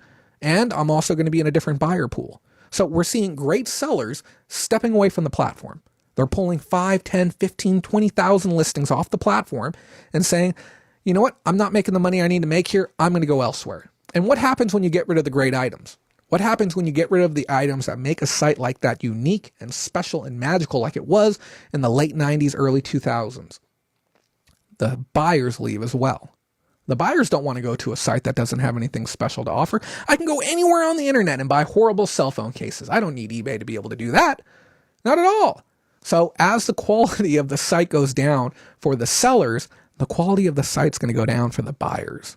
We've talked about this. The selling experience is a horrible one. It's really, really poor right now, and it doesn't look like it's going to be getting any better anytime soon.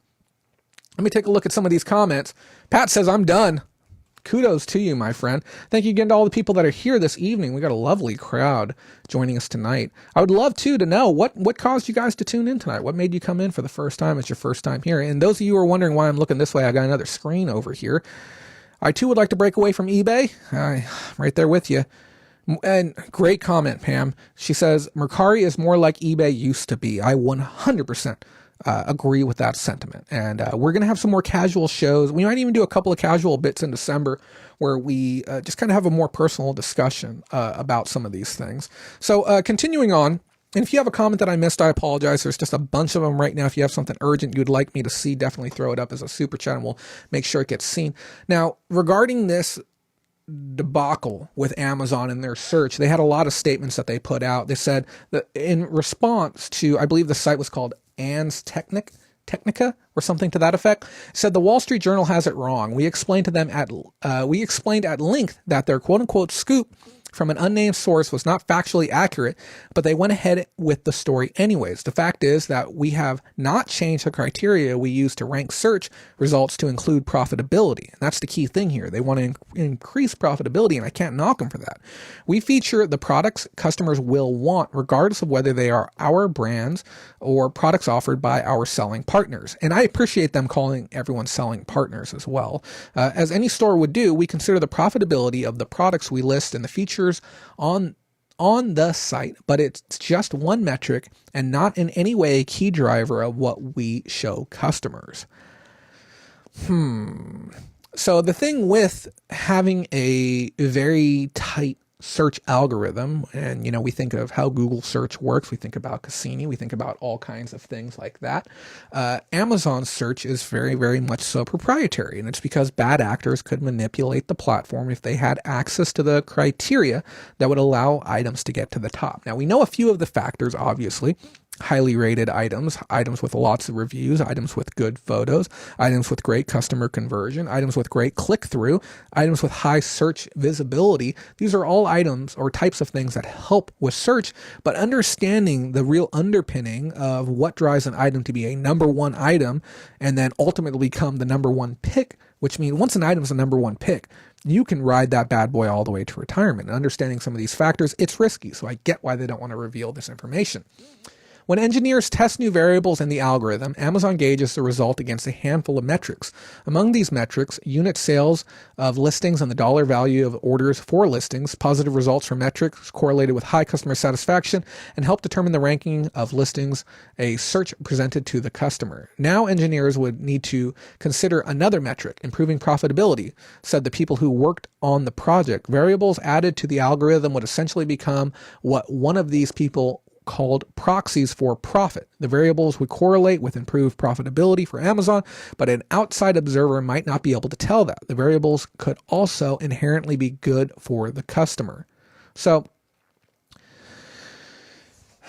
this kind of harkens itself to why certain sellers may be seeing a drop-off. Now, obviously, Amazon has to take the position and sit back and say, we can't confirm or deny these things, because obviously we like making money. We don't want to upset our sales partners. And like with all very successful people on the internet, telling people how much money you make can be a really, really bad thing, especially when we're talking about making money in lieu of allowing someone else to make money. So again, this is why diversification is key. You can't put all your eggs in one basket. Okay. But yeah, I just wanted to share with you that be mindful. Things might be changing on search with Amazon. There's some writing on the wall, and we're going to keep you up to date on it. We'll probably have a little bit more information on that one by the beginning of the year is what I'm thinking. But yeah, if you have any more questions on that, don't be afraid to ask. What do we got up next? Let's take a look. Boom, boom, boom, boom. There we go. Guys, comments worth responding to. I had some really great comments left on the left on YouTube this week. And there was a long one that I felt I could kind of yank out a little bit of a discussion on if I kind of start and stop and read it with you. It was left by Audrey Muzingo. And if you're in the audience tonight, hello to you. She said, this is in regards to last week's show. She said, your discussion about getting concierge service from eBay piqued my interest. And I also want to stop and say, I really respect it if you understand how to spell piqued correctly right there. Think about it for a second. That really piqued my interest. Piqued. I know some of your minds were just blown right now because I remember what my mind went through when I learned that for the first time. So your discussion about getting concierge service from eBay piqued my interest. I actually made a post about this in the eBay discussion forum some weeks ago titled something like, is it just me or is eBay customer service really good? I can assure you it's just you. I went into several details. As you can see, I'm a bit of a windbag. I think it's impressive that there are such extensive hours available to reach customer service, and I never have to wait on hold for more than maybe 10 minutes maximum. Then there's the fact that I can pre-establish my reason for calling on the website so the customer service rep knows what I'm calling about. Then I seem to usually get a customer service rep who is maybe not American, but has exquisite English fluency and even seems to have learned their English from Americans as opposed to the Brits. You know what I mean? It's just a whole lot of others experiences from calling, saying, let's say Comcast. What's more, the customer service reps are almost always able and willing to solve my problem. And if that's something that they can't do anything about, they help me find the next best option. Now, I know right now, some of you are hearing me read this and you're thinking, who the heck is this person and who are they calling? Before I had concierge, I was doing the standard eBay thing for over 10 years. And there was a time 10 years ago where it wasn't too bad. And you'd roll the dice and sometimes you'd land an American rep and sometimes you won in. And calling late night and here in the States, you have a better chance of landing an American rep.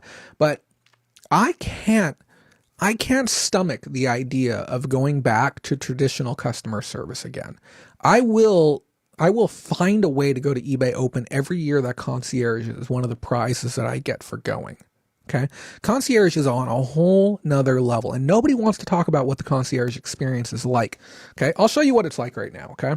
Just for those of you who have never gotten to see this concierge screen, because it's absolutely wild. Okay. So I go over here. I'm within the app right now. I'm clicking on the help button. Okay. Let me wipe down my screen really quick. So I'm clicking on help. Okay. And I'm clicking on the please call us at, and then this is what it looks like on our end. Okay. We're shown a different screen than everyone else sees. Okay.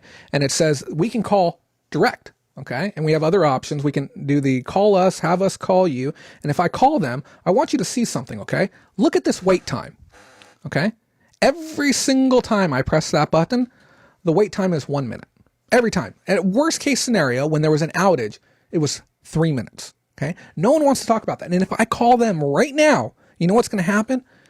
A person in America is going to answer the phone. Okay? That's what's going to happen. I today had to call in, and I got the rudest concierge person I've ever gotten. And I've called in and I've talked to maybe about 8 or 10 of them. I explained to him an issue that I had about a negative feedback that I got. And I probably got the most just condescending remark possible back from him. But at the same time, I was still thrilled about what he had said. How is that even possible, you might ask? He said, it was regarding a negative feedback that was left on my account. And he said, well, that's just the person's opinion. What do you have to say about it? And I gave him, I was very nice. And I'm like, well, he lied about this. He lied about that. He lied about this. I can prove it. Here's my original listing. Here's this. Here's all my evidence to corroborate it. I've sold a dozen of these over the last year. I've had no issues. I gave him all these talking points, maybe 2 minutes worth of solid points. And I was friendly with the guy. I asked him how his day was going. I think his name was Dean. I was so nice to him. He says, well, yeah, it's still not eligible to get removed, but I really don't want to argue with you about it, so I'm going to go ahead and take it off your account. We'll just do it as a courtesy. Excuse me? He's like, yeah, we'll just go ahead and take it off. Is there anything else that I can help you out with today? No, that's it. He said, have a great day. And he was exceptionally short with me, okay? But I'm going to say this now. It might blow your mind. I don't know how, okay? When I went to eBay Open, 2 years before that, I had gotten maybe 2 negative feedbacks in 2 years. And you guys know how aggressive I am with customers. Some of you saw my Patreon Lounge post this morning where I just destroyed a customer because he was lying back and forth to me, okay? I've gotten 2 in the last 2 years. Since eBay Open, I've gotten 3 of them, okay? All 3 of them were removed as courtesies for me. No explanation, no proof, no justification, no refund, no recourse, nada. Just, oh yeah, we'll take that off your account for you, not a problem. What? And this is something that people don't know about. And nobody wants to talk about this. Nobody wants to put this information out there in the open. It's a really, really powerful tool. Even, and I'm not here to badmouth Riken or anything, but he put up a video saying, I've gotten 2 or 3 negative feedbacks over this last month. And I'm like, and I sent him a text. I'm like, dude, just call eBay. Just call them. They'll just take them off for you. They don't care. They'll just remove them. Because when you get to, somebody put the word elite, when you get to that top tier of service, they just do nice stuff for you. Now, I want you to envision, just try and think about somebody at an Indian call center saying, no worries, ma'am. We will kindly remove this feedback from your account. No, it's fine. We're not supposed to, but we're going to go ahead and do this for you. Okay. You would lose your mind. You would feel like you hit the lottery. You would phone a friend. You would go out for lunch to celebrate. It would be a huge event, a milestone. We have to fight tooth and nail. I still have to call on behalf of customers. If you get a negative feedback and you can't get it off, we do negative feedback removal. And I will call, and it can take hours of tooth pulling with some of these Indian reps, even when you're on the right side of the terms of service, to get these removed. Now, this letter that we're reading here, this message, it may be a very unique seller who maybe doesn't run into heavily complicated problems. Maybe they sell quilting patterns for a living and they're a low-risk item. Some people sell very low-risk items, okay? Me, I sell high-risk items. I'm selling used electronics. I'm selling new old stock. I'm selling one-of-a-kind items. I'm selling items that have never, ever been seen on eBay before. I have no precedent for anything that I'm selling sometimes. High-risk stuff. So we see more negative feedbacks. We see more INADs. We see more customer resolution effort that goes into it. This team has changed everything for me. So this person's had a very unique experience. They say, not surprisingly, the post generated a flurry of replies. The vast majority were in agreement with me, and the minority, the ones who find eBay customer service problematic, had a clearly jaded viewpoint and or didn't seem to have very good communication skills themselves. I've heard rumors about eBay's customer service reps having various systems of flag notation shared amongst themselves regarding customers' past phone calls. 100% true. It is totally possible. As a former Verizon and a former T-Mobile and a former AT&T customer service rep, a salesperson inside of the malls showing people phones, can testify to the fact that accounts can have account notes on them that stay persistent across all of your store visits. Okay. And once you burn that bridge once and you get put where you have account notes on your file, mine at one point when I was with Verizon said, this person worked or works for T-Mobile. Do not, and it had like other stuff behind it, but it just said like, I know more information than most. This person can be, I don't know, feisty or angry at times, but there can be private account notes. And the same thing is true with eBay, because if you've ever had them recall or pull your account notes based on your last call, there's also overarching notes as well. And in some cases, the theories get pretty conspiratorial. It's not a conspiracy, it's fact. But I do get the sense that it's wise to establish a history of smartly using and not abusing eBay customer service. I suppose. If you need it, you need it though. Coincidentally, that same day I viewed this video, I had just had a customer service experience that was almost a word-by-word reflection of what you described as concierge service. I had a package pickup fiasco, and as I stated in the other post, I just achieved top-rated seller status on the 20th of this month. Know that late shipment defects won't affect my status until next month, but I wanted to let eBay know immediately what happened so that I might be able to contest a drop-in status then. I got a customer service rep named Win. You're going to have to forgive me. There's a lot of abbreviations in here. A wonderful guy, and he graciously agreed to note my situation, assuring me that referencing it if needed next month will be the exact pathway to maintaining my status. Now, here's a little fun tidbit for you guys. I really want to share this so that you know it. If you're ever working with a representative and they make a promise to do something on your account and they say, no worries, just give us a call later this week and we'll go ahead and do this for you. Cool. Can you notate my account for me, please? Excuse me? Could you please notate the things that you just told me during this phone call? I will wait on the line while you do that. Thank you. And you wait and you sit back and you let them do their notation on the computer. And then when they're done, they say they got it notated. You say, thank you so much for notating that. Would you mind reading it back to me? Excuse me? Would you mind reading back to me the notes that you left? And you listen to them and you make sure they encompass the discussion. You make sure that there's no room for gray, there's no interpretation, nothing's been misspoken. You make sure that everything is laid out. And if need be, you say, do you mind, go ahead and do me one last favor? And she's like, what's that? Could you go ahead and provide me with the reference number as well? And you bust out your pen and paper, you write down the reference number, you pull your sticky note off and you stick it on the computer, you put a little date next to it, and you remember to call back and handle that when you need to handle that. I screwed up on a $40 return this week. The customer had no time to return it. It was the last day. All I had to do was call the next morning, anytime before noon, and the case would have been auto-closed in my favor. Customer shipped the item back at 12:30 because I forgot to put a flippin' sticky note on the inside of my car when I went out of town the next day. Okay? So let me see where we're at here. Maybe not quite the same thing as having a negative feedback erased, but close. It's really not. I just want to be very clear on that. Getting a negative feedback off is very, very difficult. I asked, how do you spell his name, which I would use to give him good feedback. But just like you said, I got an immediate questionnaire, which already had his name on it. In my closing comment, I said, if eBay keeps having customer service this good, I'll never leave. And I meant it. But then just a few hours later, I watched your video and had to agree with so many of the disparaging observations you had made about eBay from the seller's perspective. I really don't know what to do at this point. eBay feels exactly like one of my exes who always mooched off me, would often let me down, but would do anything for me if I asked, LOL. The problem was having to ask every time. And I'll say that right now. For you guys in relationships, I answer relationship questions as well. Feel free to leave them in the comments, okay? It doesn't mean as much if you have to ask the person to do it. It's not a willingness to do something for your partner. You should want to do it for your partner. The two are not the same. The problem was having to ask every time, so that it always felt like him doing me a favor rather than just having a good partnership. Actually, it did feel more like a partnership in the beginning, but deteriorated over time. Sound familiar? I stayed in that relationship for 4 years, and to this day can't decide if it was too long or if I'm missing out by not still being in it. Wow. That's a heck of a comment.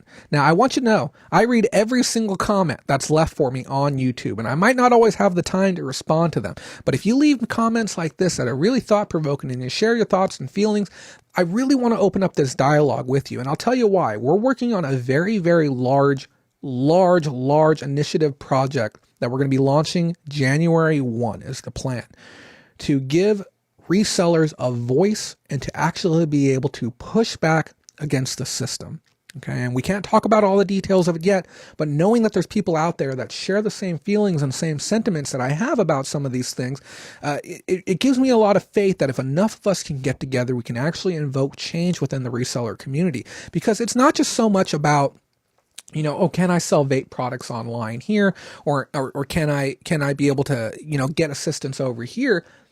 We need to ensure that the laws that regulate what we do are written in a way to protect the best interest of us, the everyday seller, before protecting the best interest of the business and the brand owners that are trying to do business online. Okay, online business was founded by people like ourselves who came to eBay and created online marketplaces in the first place. Before Nike and Reebok and Prada and whoever else were online, it was people like us.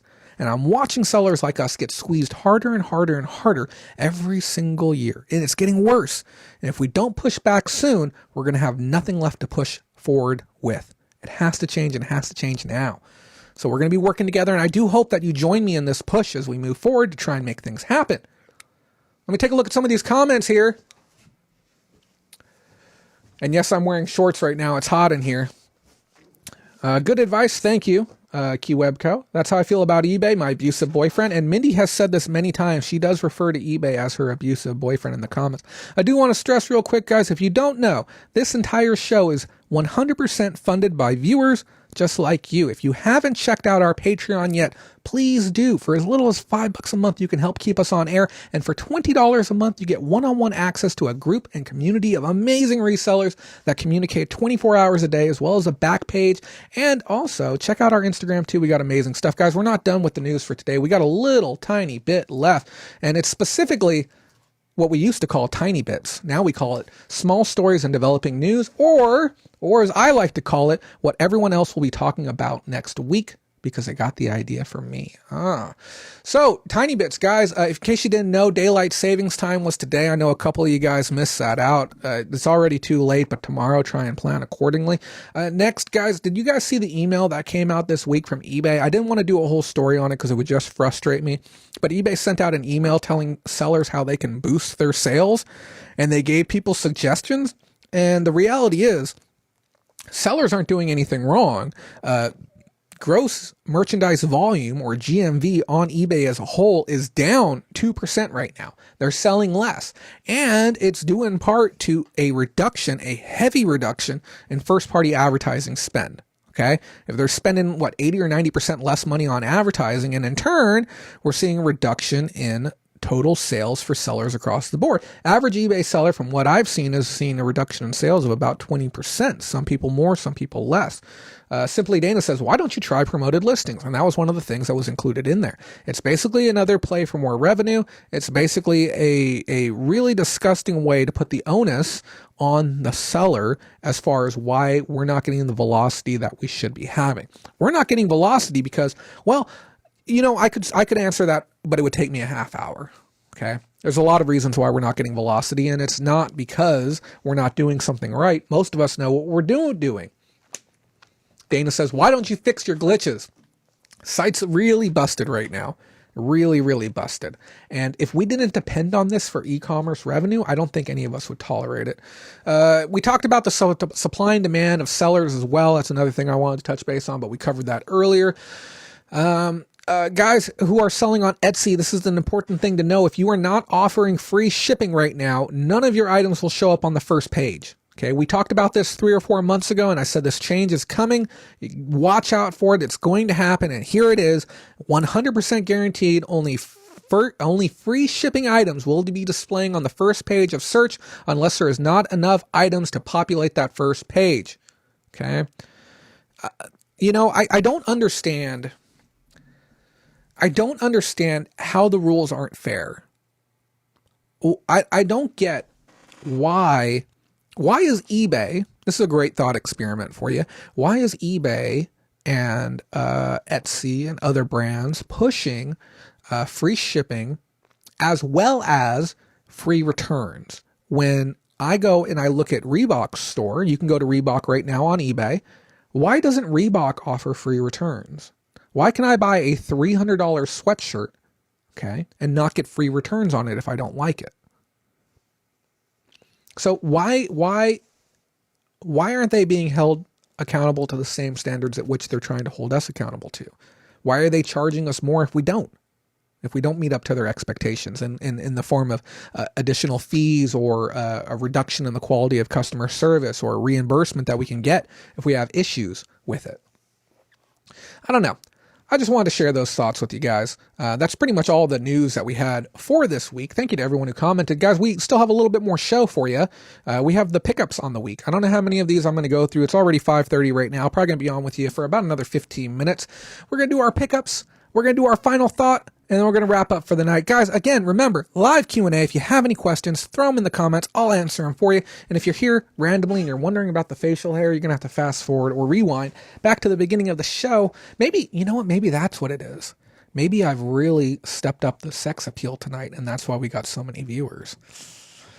Call me crazy, but I'm going to call that a fact. Facting. Let's take a look at some of these comments. Fat Girl Sewing says, it's more than free shipping. You have to be opt-in to their free ship on $35 plus. It's a pain. I've always had free shipping and thought it was good. Figured out there was more to it than that. And Pat says, because eBay is trying to be Amazon and they never will be. Not a chance will eBay ever be anything near Amazon. Again, whole other world when it comes to stuff like that. They're not even close. Now, I do want to tell you a thing that I did today.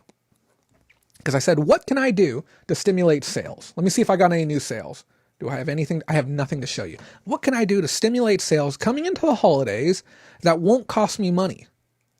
What could I change on the site where I'm not incurring any additional cost, but I can make my listings more enticing all at one time without having to manually go through and do work or spending more money? You know what I did? I changed all of my listings to same-day handling instead of one-day handling. And what's the caveat? You just got to order the item before noon. Why not? I don't go to the post office until 1 or 2 o'clock anyways. So if somebody's going to order the item before noon, what's the difference? I'll just pack it up that day. Don't be lazy about it. Maybe give it a shot for yourself. If you're one of those people who goes in the afternoon, you can do it in bulk. It only takes a few minutes to get it done. So that's the way that I would go about it. So let me look at some of these comments. Mindy says, OMG. She's loving it. What else we got here? Charlie says, best business model for you. It's not universal. Yeah, everyone's got their thing that's going to work for them. And, definitely do what works for you. I'm going to give this a go and see how it works. Guys, let's take a look at some pickups real quick, and see what we got here. Let's see what we got. Oh, this is one that I actually picked up. That it might go to Susan. And if I don't give it to you, Susan, I'm sorry. But check this out. Isn't this cute? I got this. This is a Vans Hello Kitty bag. Yeah. And I think I picked up this maybe $2, $1. I can't remember what I paid, but it was next to nothing. And I went with the one and only beautiful Emily out there. It's got a little bit of a tear on the back, which is unfortunate, but it's not a huge deal. It's a cute piece. Probably worth $15 to $20. It's certainly a top shelf Mercari item. Those are the types of items that sell, items that are visually interesting when people scroll by them, that have that pop culture effect going on with them as well. Good profits. Next one up, as I picked up this Gundam, I normally don't deal in Gundams. There's 2 different variations of this one. One of them is only worth about $10, $12. The other one's worth about $35. I have the $35 variation. Will I get that? Very, very tricky to tell.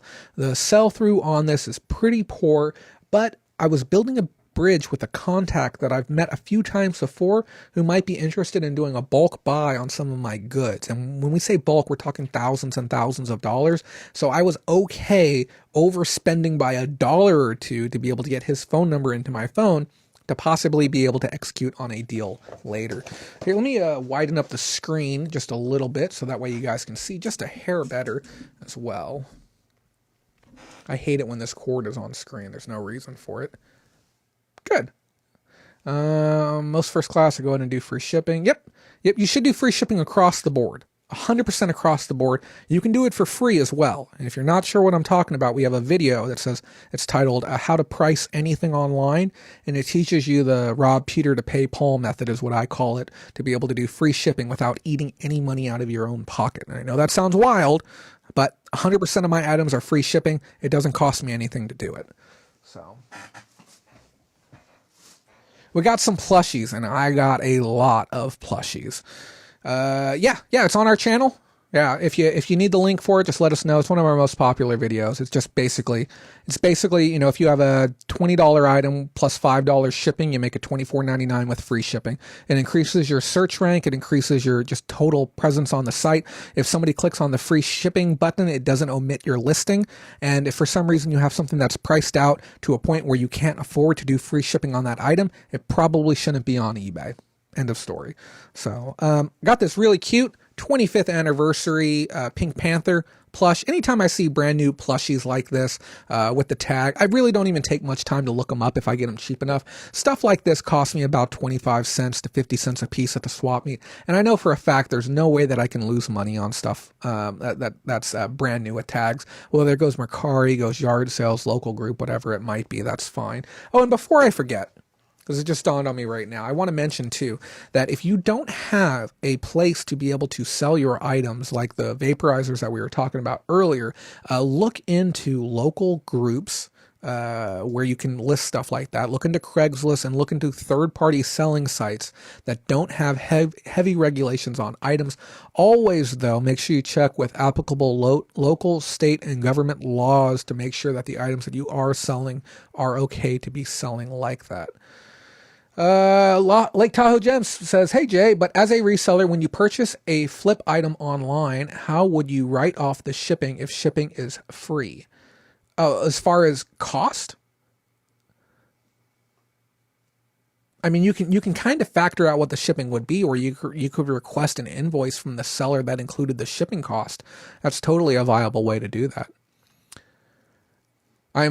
Future Fortune says, I am looking at the Vero list and Nintendo is on it. Yeah, that's the other thing people don't realize is that Nintendo can jump on Vero instantly and they can pull every single Nintendo listing off the site with a blink of the eye. It would take 2 seconds and Nintendo isn't sellable on eBay anymore.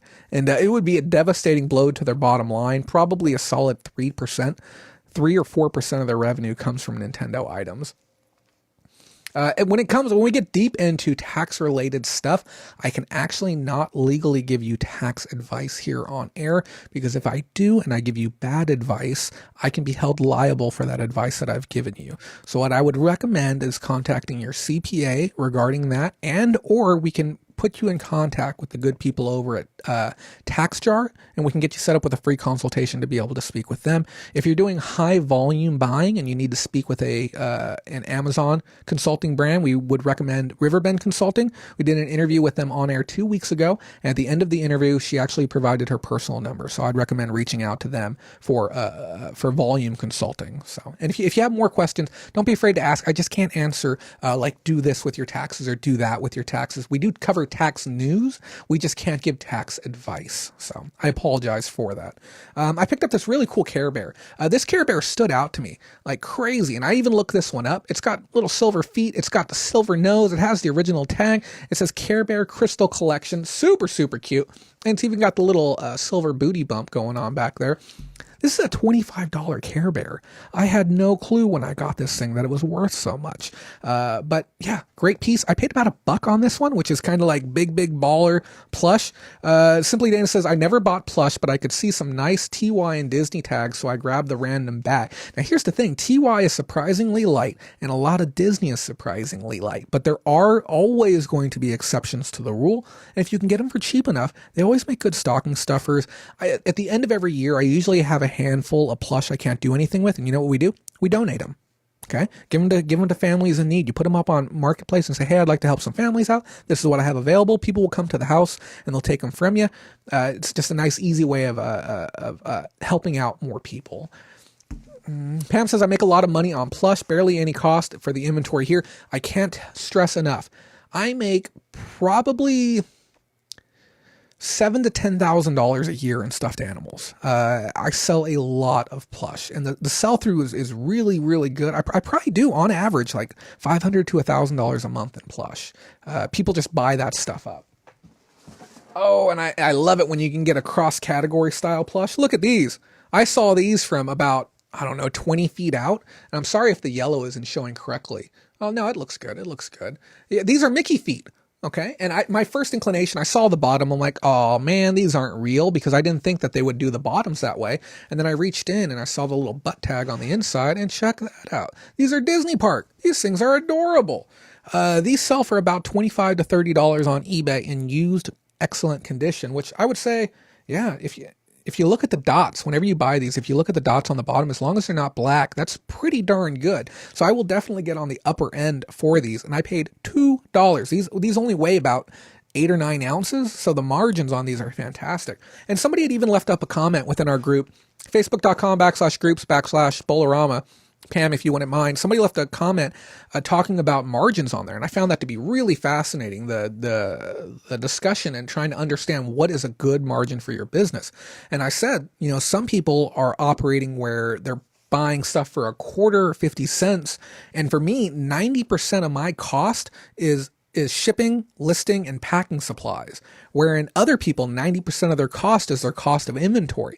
And then on a total grand scheme of things, because most of my cost is that, my margins are somewhere in the area of like 80 to 85%. I'm making a lot of money on the stuff that I'm selling because I'm paying almost nothing for it, and I'm willing to grind out some of the work. But I know people who are millionaires who their costs are over 90%. They're 91, 92% cost for everything inclusive, and they're making 8%, but they're making 8% hundreds of thousands of times over every single year. So don't be too concerned with your margins and how much you're making on each item. You really want to look at the grand scope. Some items you're going to make $10 on, others you're going to make $1,000 on, but consistency, diversity, frequency of what you're doing. 100% is my ideal margin, or 1,000%. Yeah, no, I feel you on that one. But, we can only go so far with certain things. And I do have a lot of plush. I apologize. It was a plush heavy week. We got this really cute Benji who's just shedding everywhere right now. I don't know anything about him. What's his butt tag say? It says Benji. He is dusty as all hell, so I don't really want to hold him anymore. I don't know what I'm going to get for him. If you guys don't remember, I did great on some troll dolls earlier in the year, and I know some of you are looking at this and thinking that this is nightmare fuel, but I had picked up a massive lot of about 1,000 small troll dolls, made a fortune on them. I can't remember if I got them at the swap meet or if somebody brought them in, but this one, again, I paid about 50 cents for this bad boy, probably worth $15 to $30. I know that when you have colors like pinks and you have the original tag, that they can be a hotter commodity, so this could go as high as 30 to 50. Did not check the comps, and that's another thing too.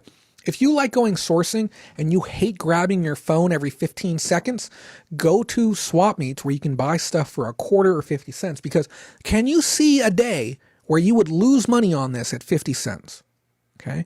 Do you imagine like a yard sale scenario where you couldn't get $2 for this if you had to turn and burn it?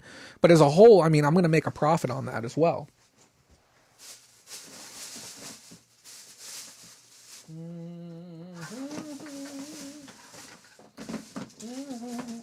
We're going to look at 2 more items. One is a novelty relic. I haven't seen one of these in forever, and I just thought it would be fun to have, and maybe it's worth something. I didn't buy it with the intent to make money. It's going to go on my shelf of interesting things. It's a install disc for AOL 3.0. Okay, how cool is that? Obviously they gave these away to everyone under the sun. It's a diskette. You can hear it rattling around in there. I thought there was a CD in here originally. That's kind of cool. Got it for free. And then the last item I'm going to show for today, we're going to save the rest of the items for next week. We got another handful more. Check this out. We got some Atari paddles. These are an easily overlooked item. I don't know why everyone isn't buying these things up. These clock in at roughly 13 to 14 ounces. It's 2 controllers paired into one. You just got to give them a spin, make sure they stop one direction, stop the other. Give the other one a spin, make sure it stops one way, stops the other. If they're free spinning the whole way through, they're no good. If they're too sandy or scratchy on the inside, they're no good. But in this condition, I'll get $25 for these. Okay, and I'll send them out first class in a 6x4x4. Out the door they go, and easy money in my pocket. I paid $2 for these. Okay, I'll tell you right now that I'll tell you right now, you can find these at the swap meet all day long. You can even put up an ad right now in your town saying, "I buy Atari." I buy consoles, controllers, games, accessories, etc. I buy Atari, and people will bring you a box of Atari stuff you can get for $10 or $20. Almost always has one of these in here. Sometimes you get 2 or 3 sets of these bad boys, okay? Pay for your entire investment. The regular joysticks pay good money. I'm going to tell you a secret right now, okay? Nobody likes me sharing this one, okay, within the gaming industry, because a lot of people like making that extra money.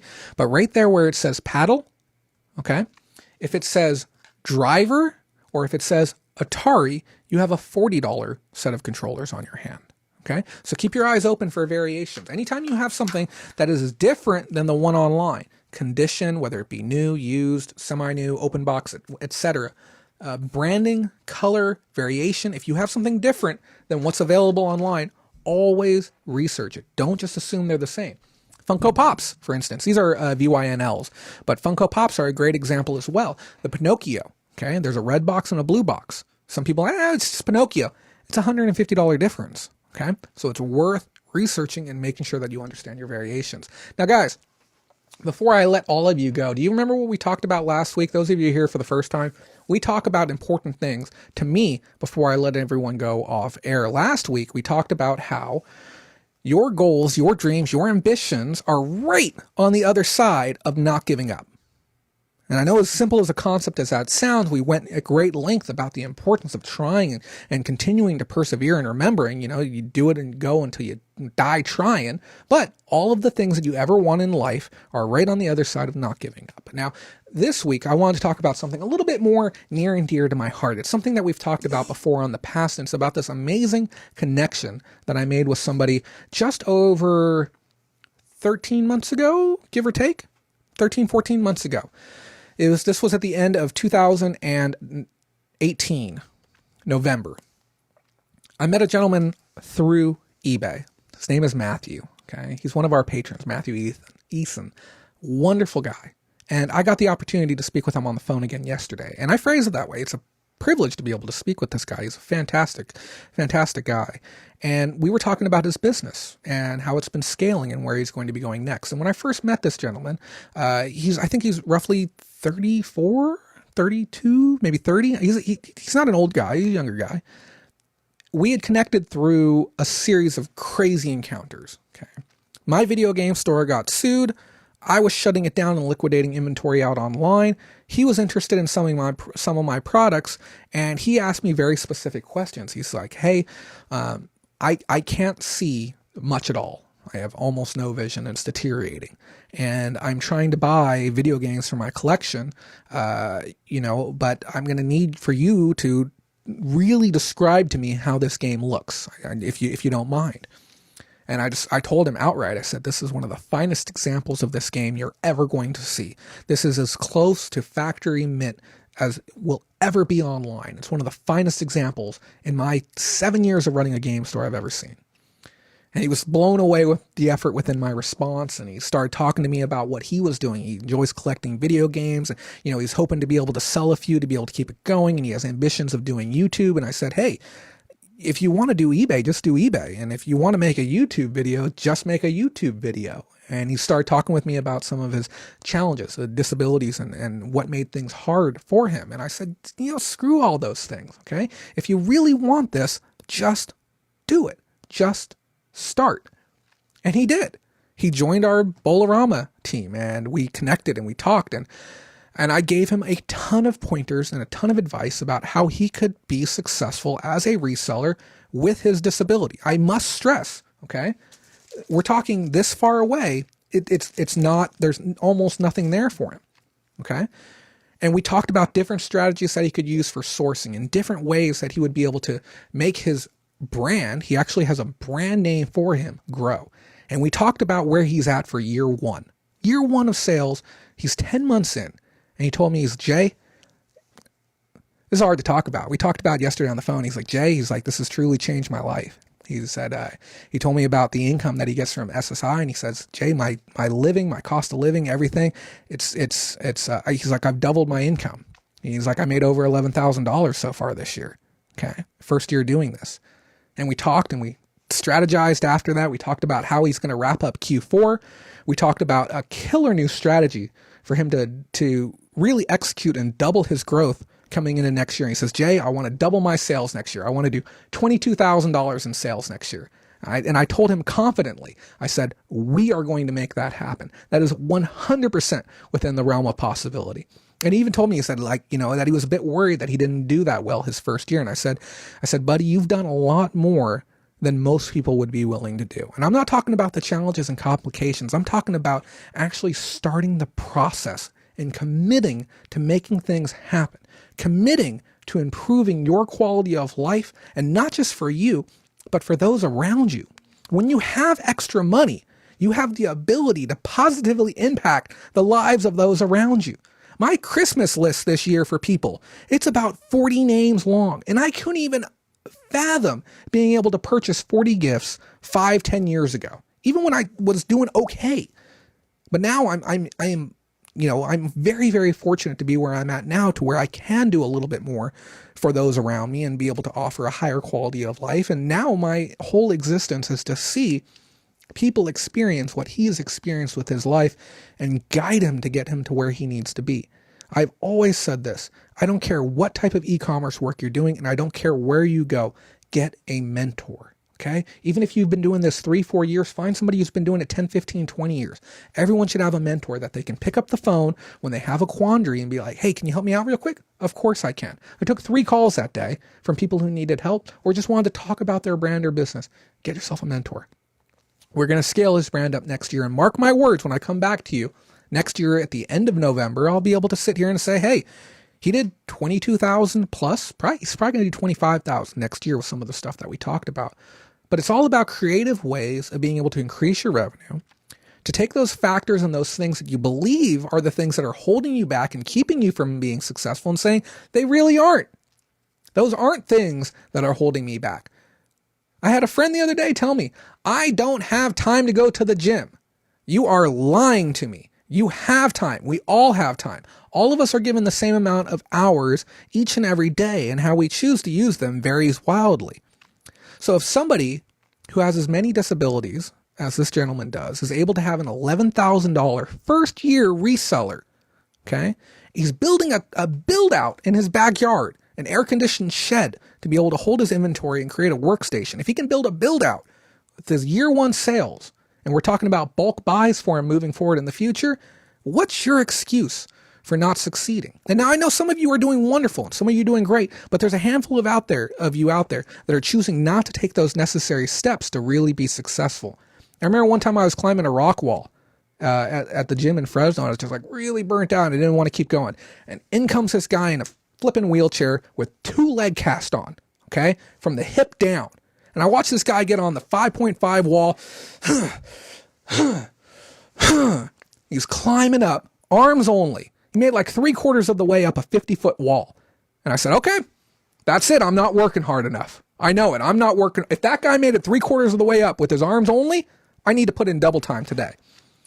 And you need to take some of these examples that we share with you and these people that we talk about. And I hope you draw strength from them. I hope I present it in a way that inspires you to change and to do more. But every day, let's get on our grind. Let's make this happen. Join a team, make something happen for yourself, enjoy the process, and it will work out for you. Talk with people who care as well. Guys, this has been a heck of a show. I really hope you enjoyed it today. I've had a lot of fun, and I was planning on taking it easy. We have 3 more shows until the end of the year. If you would like to join and be a part of what we're doing, please check us out on Patreon. If you want to help us out and be a part of our community, we're on Instagram, we're on Facebook, we're all over the place. Join our secondary group. We have a brand new Bolo Mercari group. If you're looking to dabble within Mercari, we're going to have more information about that here in the future. Guys, this has been the Sunday Reseller Roundup for November 3rd, 2019. Thank you so much for watching and have a wonderful night. Oh, don't forget, if you don't make that money, someone else will.